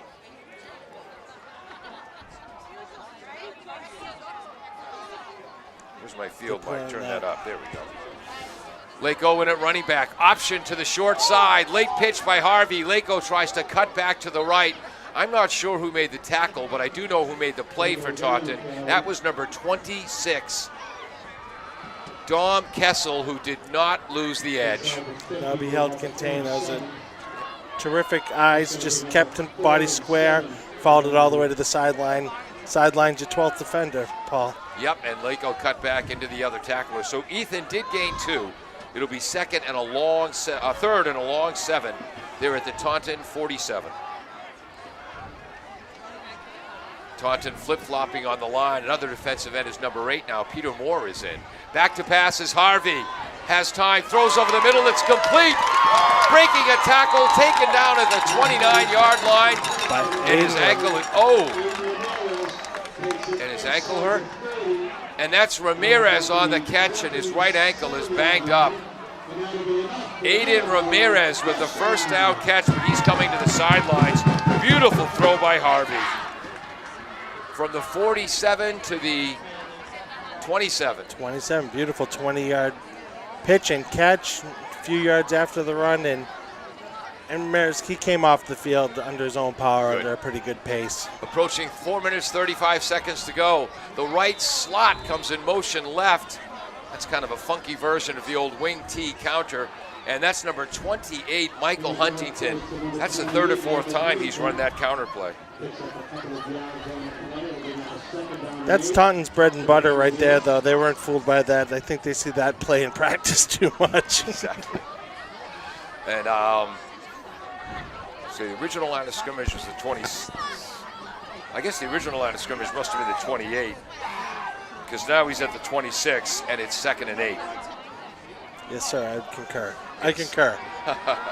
Drop back to pass. That center screen again. Yes, and that's Malachi Jefferson, they had a big play with that in the And he's first still quarter. up. He's not going Bursting down. through tackles, and he's down at about the 2-inch line. Number 15, Malachi Jefferson, 5'9", 172. Blocks his butt off as a tight end, and that's twice they've rewarded him. And he goes from the 26 to inside the 1-yard line, first and goal. Huge play for the Bombardiers, trailing 13-0, 3:46 to go in the quarter. Like I said, one of the biggest plays of the first half for Attleboro was that 10-yard run with 10 seconds left. They showed Taunton they had fight in them, and Yep. we just saw it there again. And tight splits, 2 tight ends, T backfield. Think of Syracuse's offense in the 1940s and 50s. And the right halfback runs left. Ethan Lako in the end zone for the touchdown. Behind Riendo, the tackle, Hayes the guard, Miranda the center. The tight ends are Malachi Jefferson and Cole McKenna. Touchdown Lako. Nice to have Ethan back in the lineup, eh? He's coming in with fresh legs here in the second half, and has made his presence felt pretty quickly, Paul. 13-6. Taunton leads, 3:27 to go in the third quarter. And Attleboro's going to go for 2. And they're a little bit confused. Trips to the right, alone to the left is Michael Huntington. Harvey's back to pass, going to the corner, leaping, Ramirez with the catch! A perfectly thrown ball by Matt Harvey. Ramirez ran parallel to the line of scrimmage, then cut upfield and caught it in the farthest corner of the end zone, 13-8 Taunton. I got to tell you, Paul, Harvey had such beautiful touch on that ball and put it only where his guy was and dropped it right into the basket. That was absolutely a gorgeous throw. We'll take a quick break on AACS 15 Sports. It's 13-8. Does your back hurt after a long night's sleep? Has your mattress seen better days? Is your current bedroom furniture a mixture of different furniture sets? The Bedding Center, located on Pleasant Street and proud sponsor of this radio station and high school sports, offers a wide array of mattresses along with beds, bedroom furniture, and odd-sized mattresses and box springs. You can reach them online at bedding-center.com or by phone at 508-226-8090. Did you put the try in? Did you put that pass in as a pass on the try? You don't, right? Yeah, technically conversion passes don't count in the full stats, but a great pass. That was 7 plays, 73 yards for the Bombardiers after the 4th down stop, and they're back in this ball game. Johnson fields the ball at his own 11 on the right side, goes up the left, cuts up the middle. Ball is free, but I think they're going to call him down, and I believe that special teams tackle, if it wasn't made by Aiden Pantages, it was number 40, Kirk McFarland. Also in there, Hayden Despar, number 33. So Johnson returns it from his own 11 all the way out to his own 30. 19-yard return. That was a nice return. Whoops, let me turn your microphone up. There we go. That was a beautiful return, but great pursuit to the ball by the Attleboro special team, kickoff team. And where are we, 30? On the 30. 30-yard line. 3:20 to go, third quarter. 1st and 10 Tigers at their own 30. And the momentum in this game is up for grabs right now. Hawkwater, man-to-man coverage on the left, hitting the running back in the backfield. And they just tackled Johnson for a huge loss. Tatro is in there. Lako from the striker linebacker position is in there. And also number 11, middle linebacker, Brody McKenna. Loss of 2 yards for Johnson. Having number 22 in the blue on the field is making a difference, Eddie, offensively and defensively. I would absolutely agree. It's changed the whole attitude of the team. Yep. Second, now for the 29, it's 2nd and 11 Tigers. Shotgun formation, running back to his left. Leonard back to pass, throws an absolute bullet just out of the reach of Jose Turan. I tell you, Shirk was there in the coverage along with Ramirez, yes? the kid Leonard can make all the throws. Yep. Let's get that a little. Whoop, sorry. There we He go. can make all the throws. And there's a The bad news is an Attleboro player is down. The good news is it looks like it's a cramping situation. That's Rivera. Rivera. We'll be right back after this on AACS 15 Sports. W.H. Riley is here when it comes to heating your home or business this winter. W.H. Riley & Son always welcomes new customers. They're a family-run business serving the Attleboro area since 1873. They offer heating oil and propane with 24-hour emergency service. For more information, you can contact them at 508-699-4651 or their website, whriley.com. W.H. Riley & Son, 35 Chestnut Street, North Attleboro, a company Greater Attleboro residents have called on since 1873. We've been confusing them since they were JV players. Number 7, Adrian Rivera, is down and cramped up, not number 5, Aiden Ramirez. Our apologies to the Ramirez family. We'll be right back on AACS 13-8 Taunton, 2:40 to go in the third quarter.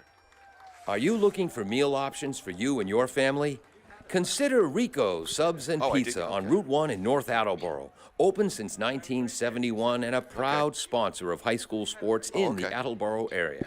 Rico's cooks up many flavors of pizzas, subs, and calzones, all in-store and using fresh ingredients. They're open Monday through Saturday from 11 a.m. to 10 p.m. and Sundays 12 noon to 10 p.m.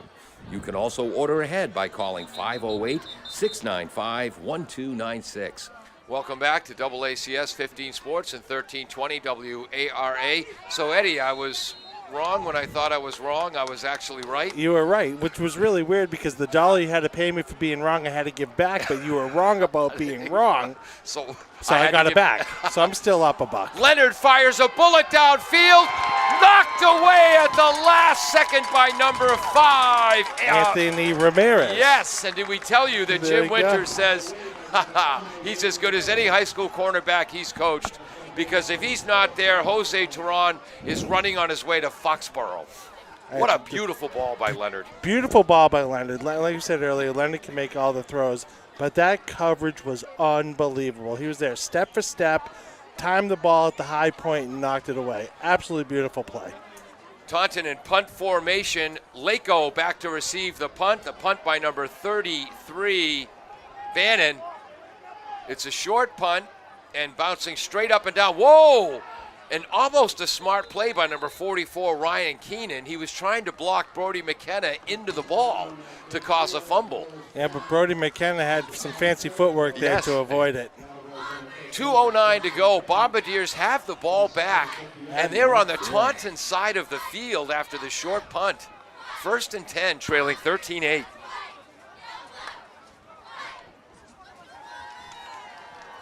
That punt had a lot of height to it, but just didn't have the distance they were looking for, that hang time, and then it took a favorable bounce, landing right on the side and pretty much checking up on the 50. 2:09 to go in the third quarter, 1st and 10 Bombardiers. And this is Huntington trying to run that counter again, and as Eddie, as you've said, Taunton has seen that 4 times now, plus they see it a lot in practice. Was that 26 or 21 in the tackle? That was number 26, I believe. Dom Kessel. 21. Huntington tried to run that onto the short side. Yep. So Huntington gains, we got to give him a yard, but it was really closer to a half a yard. 2nd down and a long 9 from the 40, just short of the 48. Harvey in shotgun formation. Lako behind him. Bunch formation on either side. Harvey fake pass. Wants to go deep. He's wide open, but the pass is underthrown. But the defensive back runs into the referee. And the catch is made by Aiden Ramirez. Touchdown Bombardiers. And if you're a Taunton Tiger fan, wow. The defensive back was there, and he collided with the referee. And now the Taunton players are screaming at the referee. Here comes a personal foul penalty. We might have an ejection. An ejection. Well, that is a 48-yard touchdown pass. Harvey to Ramirez. The ball was underthrown as Matt dropped way back and he threw it late. And again, the Taunton defender collided with the back judge. The referee's a part of the field. Yep. So it's unfortunate. It is unfortunate, and Coach Sidwell's pretty upset, but Wow. 48-yard touchdown pass, but again, Harvey still had to throw the ball. Ramirez still had to make the catch. Still had to make the catch, and you could chalk it up as somewhat of maybe a broken play because of that, but broken plays are the most dangerous. Yes. They're so unpredictable. So Attleboro now has a 14-13 lead, 1:15 to go in the third quarter, and we're not sure when the personal foul penalty is going to be applied because the ball's at the 3-yard line. It might be applied on the kickoff. I would say so. Dead ball foul play on the kickoff. And I wonder if there's an Attleboro now in the old-fashioned wing T formation, the Delaware wing T. Right wing comes in motion, but they give to Rivera, the left halfback, running right behind Fitzgerald, and Huntington doesn't get in. Doesn't get in. Remains 14. Number 33, a big play on that tackle, Tanner Bannon. And now Attleboro's complaining to the referee because Rivera thought he got in the end zone. Oh, actually, he's a little banged up. So the conversion fails, but the Bombardiers have a 14-13 lead. We'll be right back. Borderland State Park will be holding a series of walking tours at Ames Mansion in Easton. The tours will be themed Building a Home and feature the fully furnished interior of the Ames Mansion, including the ornate 2-story library. On this 30-minute guided tour, guests will explore the history of the Ames family and the mansion itself. Building a Home will take place from 1 to 1:30 on multiple dates in October. For more information and to register for this tour and others at Borderlands Park, visit friendsofborderland.org.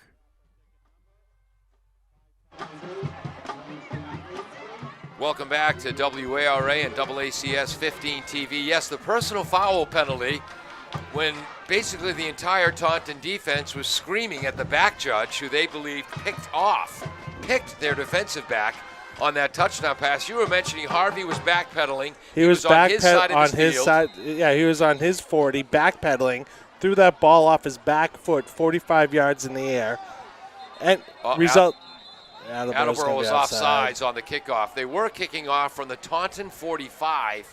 Now they're going to be kicking off from midfield. So personal foul. Whoops. Personal foul assessed on kickoff. Flag versus Attleboro. Kickoff from 50-yard line. Had to put that in my written notes because I knew I'd never remember that. And we're not seeing Attleboro's regular kicker, Salguero, and Salviati usually kicks as well. But this is the sophomore, and that ball is muffed, picked up at their own 5-yard line. That's number 3, Taunton, trying to run up the middle. Actually picked it up closer to his own 3. Sure did, right through the wickets and to number 3. Yep, and Taunton, he moves from his own 3, did a good job getting out to the 18-yard line. Special team tackles made by Nick Castro and the kicker, McFarland. So, McFarland, yep, the kicker. Yep. So, right there, Paul, perfect example of the play where Attleboro just scored a touchdown and the defensive back ran into the back judge. Yep. That happens. It's almost like a broken play, and crazy things happen. Here on the kickoff, goes through the wickets of one player to the other one, and everyone freezes for that half second. Yeah. And it's in those broken moments that bad things happen, or good things happen, depending on what's up. And immediately running left is Johnson. He's taken down by Lako, but all the way out at midfield. So they go from the 17-yard line to the 50-yard line, and what a job on the left side of that line by Jonas Varnado and the center McDougal, and also the blocking of number 44, Keenan. And an Attleboro player is down again. So from the 17 to the 50, what are the running stats now on Malachi Johnson? I just had to take my shoes off to do some counting. I'll get right back to you there. What did he just have there, a 33-yard run? Yes. So he has 169 total yards on the ground. And we'll be right back with an injured player down after this on 1320 WARA. Are you looking for meal options for you and your family? Consider Rico's Subs and Pizza on Route 1 in North Attleboro. Open since 1971 and a proud sponsor of high school sports in the Attleboro area. Rico's cooks up many flavors of pizzas, subs, and calzones, all in-store and using fresh ingredients. They're open Monday through Saturday from 11 a.m. to 10 p.m. and Sundays 12 noon to 10 p.m. You can also order ahead by calling 508-695-1296.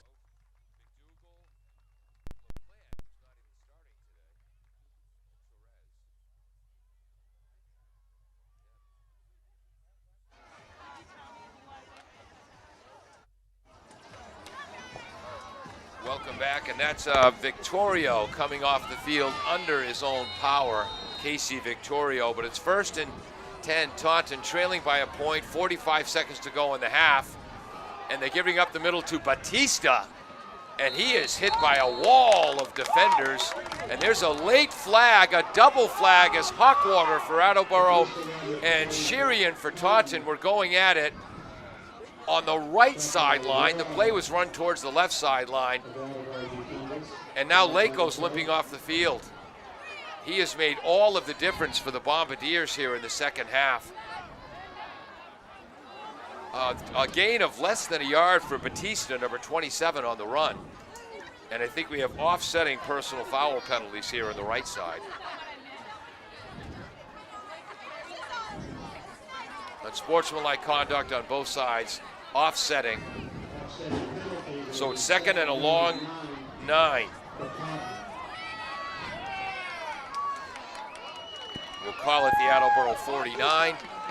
23 seconds left in the third quarter. Clock moving. Attleboro now ahead by a point. But Ethan Lako's back off the field. Twins to the right. That's the wide side for Taunton. Johnson to the right of Leonard. They fake to Johnson. Bubble screen. Caught in the backfield. Perfectly read. Cole McKenna does the job defensively, so it's complete to number 3, but no gain. I'll tell you, Paul, I think some of the adjustments we've seen at the half is just better tackling by Attleboro overall. Yep. The first half, they seem to be arm tackling and really trying to attack the ball. Well, Attleboro has stripped the ball, caused fumbles a number of times, but you got to tackle first. We'll be right back after this on AACS 15 Sports.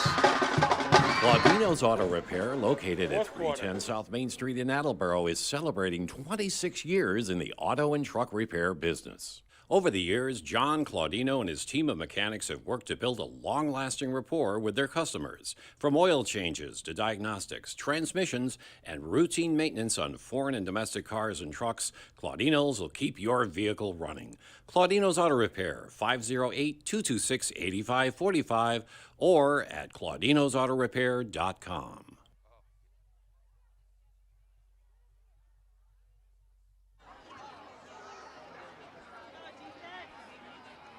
Welcome back to AACS 15 Sports. 3rd and a long 9 for the Taunton Tigers. They're back at midfield now, so I guess that makes it 3rd and 10. Leonard is the quarterback. Batista is the running back to his right. Twins to the left, that's the wide side. Twins to the right, they're heading right and left. Leonard has time. A post corner pattern, a brilliantly thrown ball, a great catch by Jose Turan right before he was hammered by Cole McKenna. And we haven't seen number 4, Salviati, out there for a long time for the Bombardiers. And he's a two-way starter. That was a great 16-yard pickup. Yep, and Cole McKenna has been playing. Normally, Cole McKenna defensively, well, 3 safeties where he's listed, so I guess he's where he usually is. But missing Anthony Salviati is a problem for the Bombardiers. So they move from midfield to the 33. 15-3, 17 yards. And running to the right is Malachi Johnson. Ball's is loose. On the ground, Paul. And who stripped that out?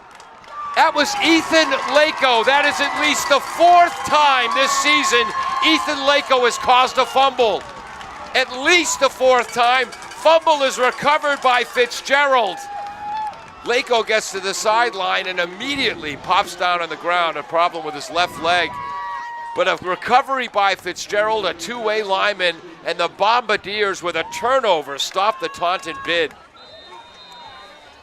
So you got to give Johnson credit for 7 yards on the run, and then the fumble caused by Lako, recovered by Fitzgerald. Attleboro ball, their own 27. We're in the fourth quarter, 11:11 to go. 1st and 10. Rivera trying to run right. Tackle was made by number 71. Claudino's Auto whoops. Repair, located Stop at that. 10 South Main. Tackle was made by number 71, Brian Jonas. Play was made by number 33, Brannon, who forced Rivera into Jonas. That's a gain of 1. All right, now I'm caught up. 2nd and 9, Bombardiers, their own 28. That was a really fast break between the 3rd and 4th quarter there. Didn't even give us a chance to get a breath, Paul. I Yes. mean, yeah. Normally we get at least 2 commercial breaks in, only got 1. But Ethan Lako, the way he strips the ball defensively, and it's hurt him once this year against KP. It led to a long touchdown run because you've got to make the tackle first and then start stripping. Correct. But overall, he's caused at least 4 fumbles. Harvey has to scramble to his left, throws it again. Tries to hit Brad Sidwell, the Taunton coach, on the bench. Flag is down. Pressure applied by Brian Jonas. He's playing this second half like he means it. Brian Jones, 6'3", 248 pounds. He's a sophomore? Wow. My gosh. Wow. He showed some wheels there chasing him out of the pocket. I just trying to read a text message, and I took a picture with my 4G flip phone. Oh, you've upgraded. Yes, I had to upgrade. They stopped on the 3G towers. I'll never get a smartphone, Eddie. I don't want to spend my life looking at a little computer in my left hand. 3rd and long for the Bombardiers, so they must have picked up the flag. They did. They waved it off. 4-man front for Taunton. Running back Victorio goes in motion right. Harvey's back to pass, heavily rushed. Malachi Jefferson is there. What a great defensive play. The second Malachi Jefferson got his hands on the ball, he was blasted in the back by Jose Turan. You want a pass interference I penalty? want a pass interference. I thought that was great, absolutely, D. Yeah. Listen, I don't mean to sound like a homer on this, but that was a beautifully thrown ball right on the fingertips, and I think it was a little early. Well defended. But I personally thought it was perfectly timed. I thought Jefferson's hands touched the ball, and then I got the two-hander in the back from Jose Turan. Listen, I qualified my statement by saying this is the home team broadcast, but I thought it was a little early. Great play. Bang, bang play. 4th and 9, punting situation for the Bombardiers. Sophomore is back there, Kirk McFarland. Oh, that's a beautiful punt. High. Boy, that came straight down. Takes a Taunton bounce. Jackson Huntington downed it, then tried to move the ball back 2 yards. Taunton will take over at their own 45. They trail by a point with 9:52 to go. That was a beautiful punt. Had great height, just took a rough bounce there, Taunton bounce. Got a bunch of text messages here. Taunton at their own 45, 1st and 10. Were moving the ball well last drive. Went from their own 17 to the Attleboro 33 before Lako stripped the ball out and Fitzgerald recovered the fumble. Shotgun formation, running back to the right of Leonard. It's Malachi Johnson, hit at the line, and look at him drive his feet. He was hit at the line of scrimmage, the 45, and he got at least to midfield. And Brody McKenna was just a 1/10 of a second away from getting that for a loss. Wow. Victorio in there in the tackle as well. Brody McKenna. Defensive tackles now are big number 73, Jacob Wild. And I think Tatro's played well. 2nd and 5. Long 5. Fake the jet sweep. There's the right up the middle to Johnson. Gets to the edge. All the way into the end zone. Touchdown. Taunton. Is a flag down? Flag down. Blocking the back, Taunton. Where? Or hold. They called holding, blocking the back. It was the same result. He's coming back, 35-yard line. The slot back came in motion parallel to the line of scrimmage. They faked the jet sweep to the slot back and then gave it to Malachi Johnson. Boy, does he accelerate quickly. And they call the block in the back at the 33-yard line, and they're walking it back from there. So it's still a 17-yard gain. It's a 17-yard gain, but instead of a touchdown, the line of scrimmage will be the Attleboro 43, because they mark off 10 yards from where the hold occurred, the 33. Yep. So 1st and 10. I was fortunate for Attleboro. I'm not sure that hold was really required. What is it now? I got it right here. 22 carries, 196 yards. Wow. Yeah, I got my own system going there, Paul, but I can tell you what it is. Baptista is the running back, and he's running right behind Frank. And Torres, the guard and tackle. Nice. Fitzgerald in there in the tackle for the Bombardiers. That's going to be at least a 3-yard gain.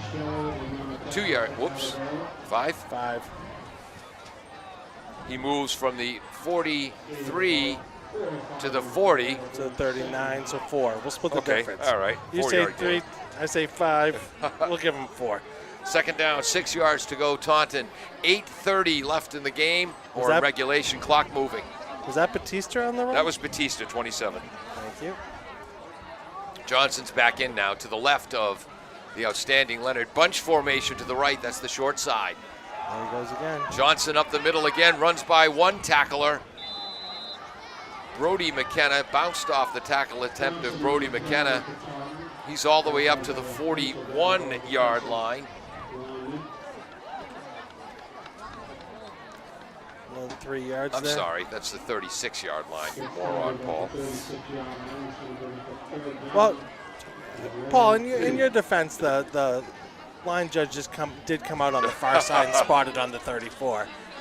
And the line judge on this side brought it back to the 36. 4-yard gain for Malachi Johnson, who's been a workhorse today for the Tigers. 7 minutes, 30 seconds, clock still moving. That same bunch formation to the right, wide out to the left. They give it to Johnson again, burst through a tackle, burst through a second tackle, and they're not taking this one off the board. Touchdown, Taunton Tigers. Malachi Johnson from 36 yards out. He carried the ball on 4 of the 5 plays on that drive. It is Taunton 19, Attleboro 14. That put him over the 200-yard mark. Wow. And then some. He's been a workhorse tonight, that's for sure. 24 carries, 235 yards, 2 touchdowns. 235 yards? 235 yards. Wow. And now let's see if Taunton elects to kick this or go for 2. Right now they have a 5-point lead. And it looks like the offense is still out there. Yeah, if you go by the chart, 5 points tells you to go for 2, Paul, right? Yep. The old chart.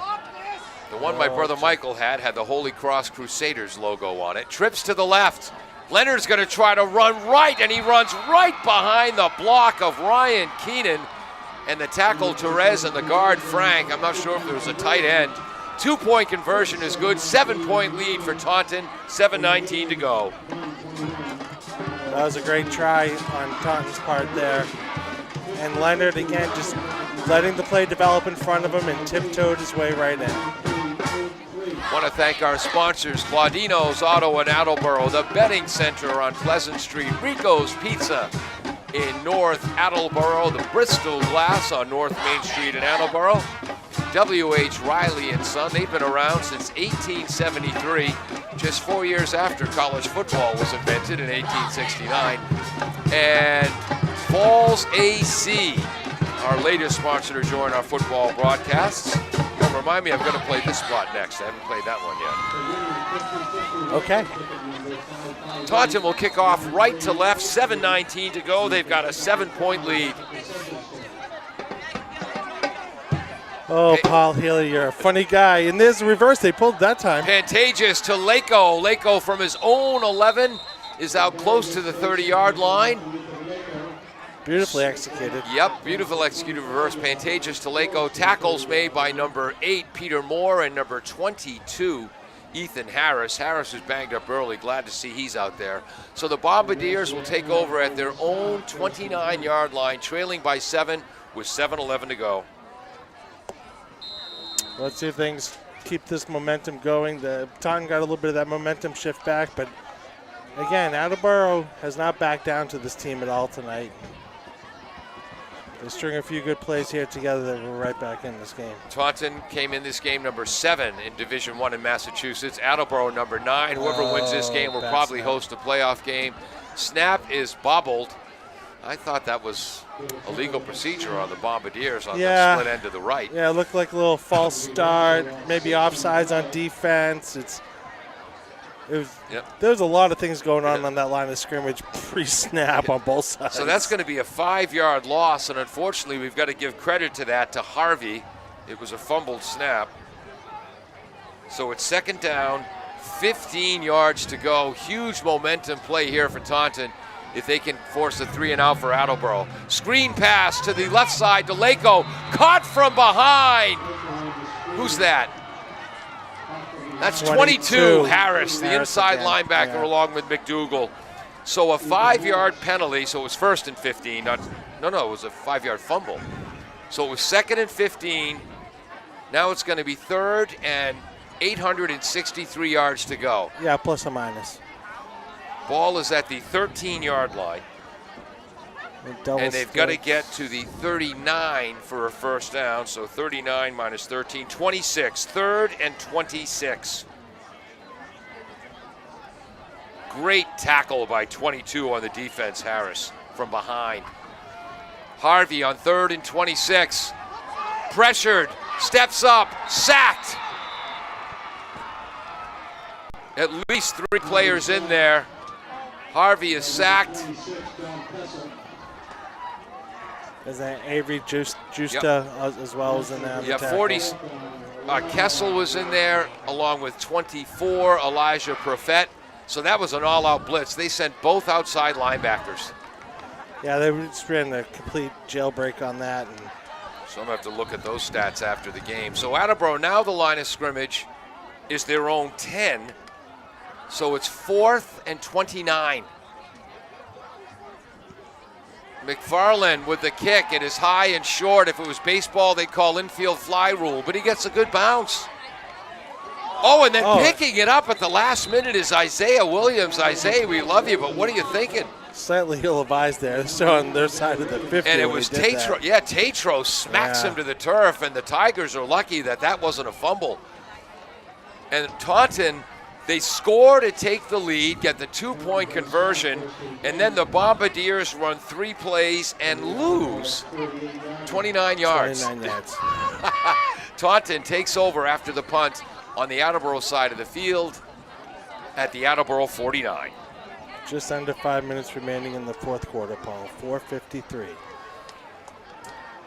Gee, I wonder if they're going to give the ball to number 20. I don't know. It'd be nice if they got him involved in the game tonight. Poor kid's barely broken a sweat. 1st and 10. 4:53 to go. Hand off to Johnson. Johnson to the right, breaks a tackle at the line of scrimmage. Would have gone all the way, but Tatro, from his defensive line position, bounces back and makes the stop. That was a great heads-up hustle play by Tatros. Yep. Great job. It's just smart, intelligent football there. 7-yard run, 2nd down, 3 yards to go. They're at the Bombardier 42-yard line.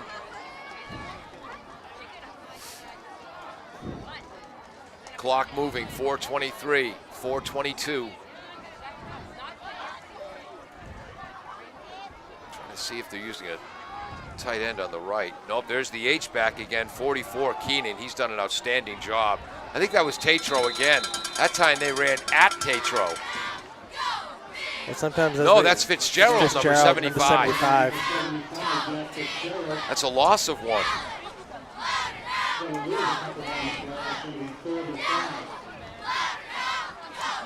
And that was Malachi Johnson? Yes, sir. -1. -1. Ball Push him back. Actually, -2, because he was at the 42, now they're at the 44.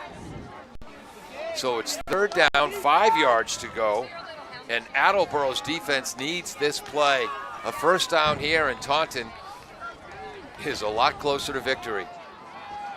And Attleboro almost a goal line defense.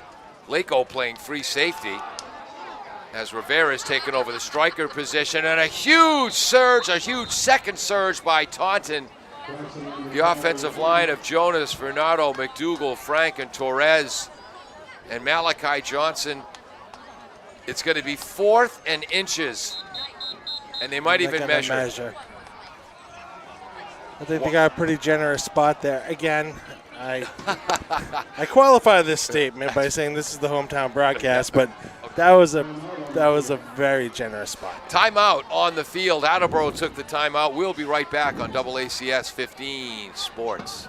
W.H. Riley is here when it comes to heating your home or... Have to play this one next. Hi, this is Paul Hero, candidate for sheriff of Bristol County. Before running for office, I worked in jail and prison. The people of Attleboro elected me as their state representative, and now, as mayor of Attleboro, re-electing me with 67% and 66%. If elected sheriff, I won't be sheriff for life. I pledge to do no more than 2 terms and then move on so someone else can come in with new ideas. In order to stop the revolving door, I will expand on what works and reform what does not. Learn more at paulhero.org and be sure to vote on or before November 8th. Welcome back to AACS 15 Sports. It is 4th, and the official literally held his index finger and thumb apart by about an inch or 2. I think he had the Gene Steratore index card out there. Attleboro now has 11 men on the line, 10 men on the line of scrimmage, 1 back. Leonard goes right up the middle on a sneak-on touch and breaks through. Unbelievable. Attleboro had 10 men on the line of scrimmage, 1 man just off the line of scrimmage. It was a sneak-on touch, my big brother Mike's favorite short yardage call. And there was just a delay. It looked like a ruck in rugby. And suddenly Leonard burst out of that, and he goes 39 yards for a touchdown, 27-14 Taunton. Eddie, it's your turn. Yeah, it's my turn. I just, I'm thinking what Attleboro defensive line that you play to the whistle, and that's the rule, and every coach will preach that. Yep. The momentum had started shifting back there, and there was no whistle. There was no whistle, and the extra point is good. PAT is good by number 34. That's, don't tell me, Seta Delatiel, yes? Yeah, I think the Attleboro defensive line felt like they had stuffed him. They stood him up straight. They had stopped his forward progress.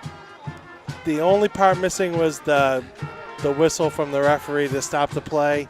You have to play to the whistle. It's imperative. 28-14 lead for Taunton. 39-yard sprint. Leonard has carried the ball 3 times today. 4 times if you count a conversion rush. 2 first downs and a 39-yard touchdown. I think that's off the top of my head. Well, that touchdown was 39 yards? Yep. Yeah, he says 49. He had a 10-yard run for a first down. Oh, that's right. Then he was stuffed for 0, and then he just had that 39-yard run. He did have a 2-point conversion in there, but yeah. So Taunton now with a 14-point lead, just 3:08 to go.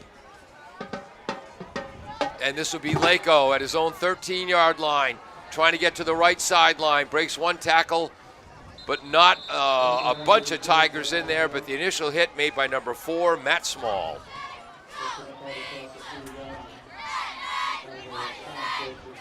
Yeah, a little loss for words there on just the way the defensive line just stopped. And I get it, I understand, but it just, you play to the whistle. Over at North, it was 17-14 North with 3 minutes to go.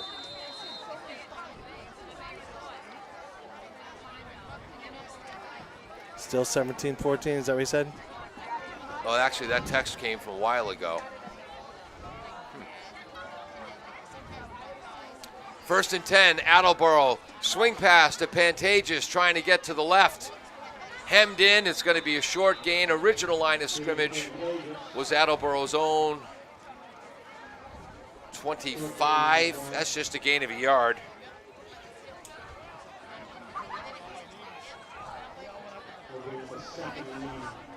Clock is moving, 2:37 to go. 28-14 Taunton. Harvey back to pass. Throws to the left sideline. Catch is made. Close to a first down. Stays in bounds, so the clock is running. And that was number 5, Ramirez, on the catch. It's going to be 3rd and 1, so that was 8 yards on the catch. They're at their own 34. High snap, Harvey handles it. Victorio with a nice blow. Victorio picked up number 71, who was coming in, Brian Jonas, to take Harvey's head off. And Bill Belichick. He almost room serviced the ball to him for a pick 6, though. Yeah. Oh, my gosh. Pass was incomplete, in and out of the hands of the Attleboro receivers. Now 4th and 1, but it's funny when it comes to the Patriots and running backs, you know, Bill Belichick, how well you run the ball, that's not first. No, ball security. That's first. Number 2 is pass blocking. Running the ball is number 3. Victorio on 4th and short tries to run up the middle, and he is not going to make it. It's going to be a turnover on downs. That's unfortunate 57. Right there. Number 72, Steven Pinoretta in there. Brian Jonas. Jaden Bernardo. Wow. Now, if I was the defensive coordinator for Taunton, I would have thought for sure that ball was going to go to Huntington on some sort of counter. Yep. Just because of the way that he runs hard for that corner and likes contact. But Victorio not in there. Excuse me. Rivera not in there. Lako not in there. They wonder if they're both banged up. So Victorio gave it his best effort. But the Taunton defensive line, a great surge, and the linebackers as well, McDougal and Harris. And what are the officials looking at in the Attleboro end zone? Oh, a cameraman set up under the goalpost, and they're asking him to move. He's too close to the field of play. So with 2 minutes and 3 seconds to go, Taunton has the ball, and they're 2 minutes and 3 seconds from victory on the game clock. Ball's at the Attleboro 34. Attleboro does have their full complement of timeouts. I think they took one this half, didn't they? If you say so. I don't recall them doing that, though. I don't think either team's taking a timeout. Written down on my game notes somewhere. But 1st and 10 for Taunton, and again, 2:03 clock left on the game clock. Had my head down, and that's Baptista, I believe. Baptista on the carry, running left. Lako in on the tackle, along with number 76 for the Bombardiers, Henderson Acevedo. That was a strong 8-yard pickup there, Paul. And the wind has been taken out of the sails here, the crowd here on senior night.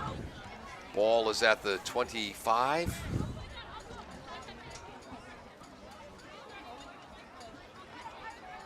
Acevedo's in there. Jacob Wild at defensive tackle.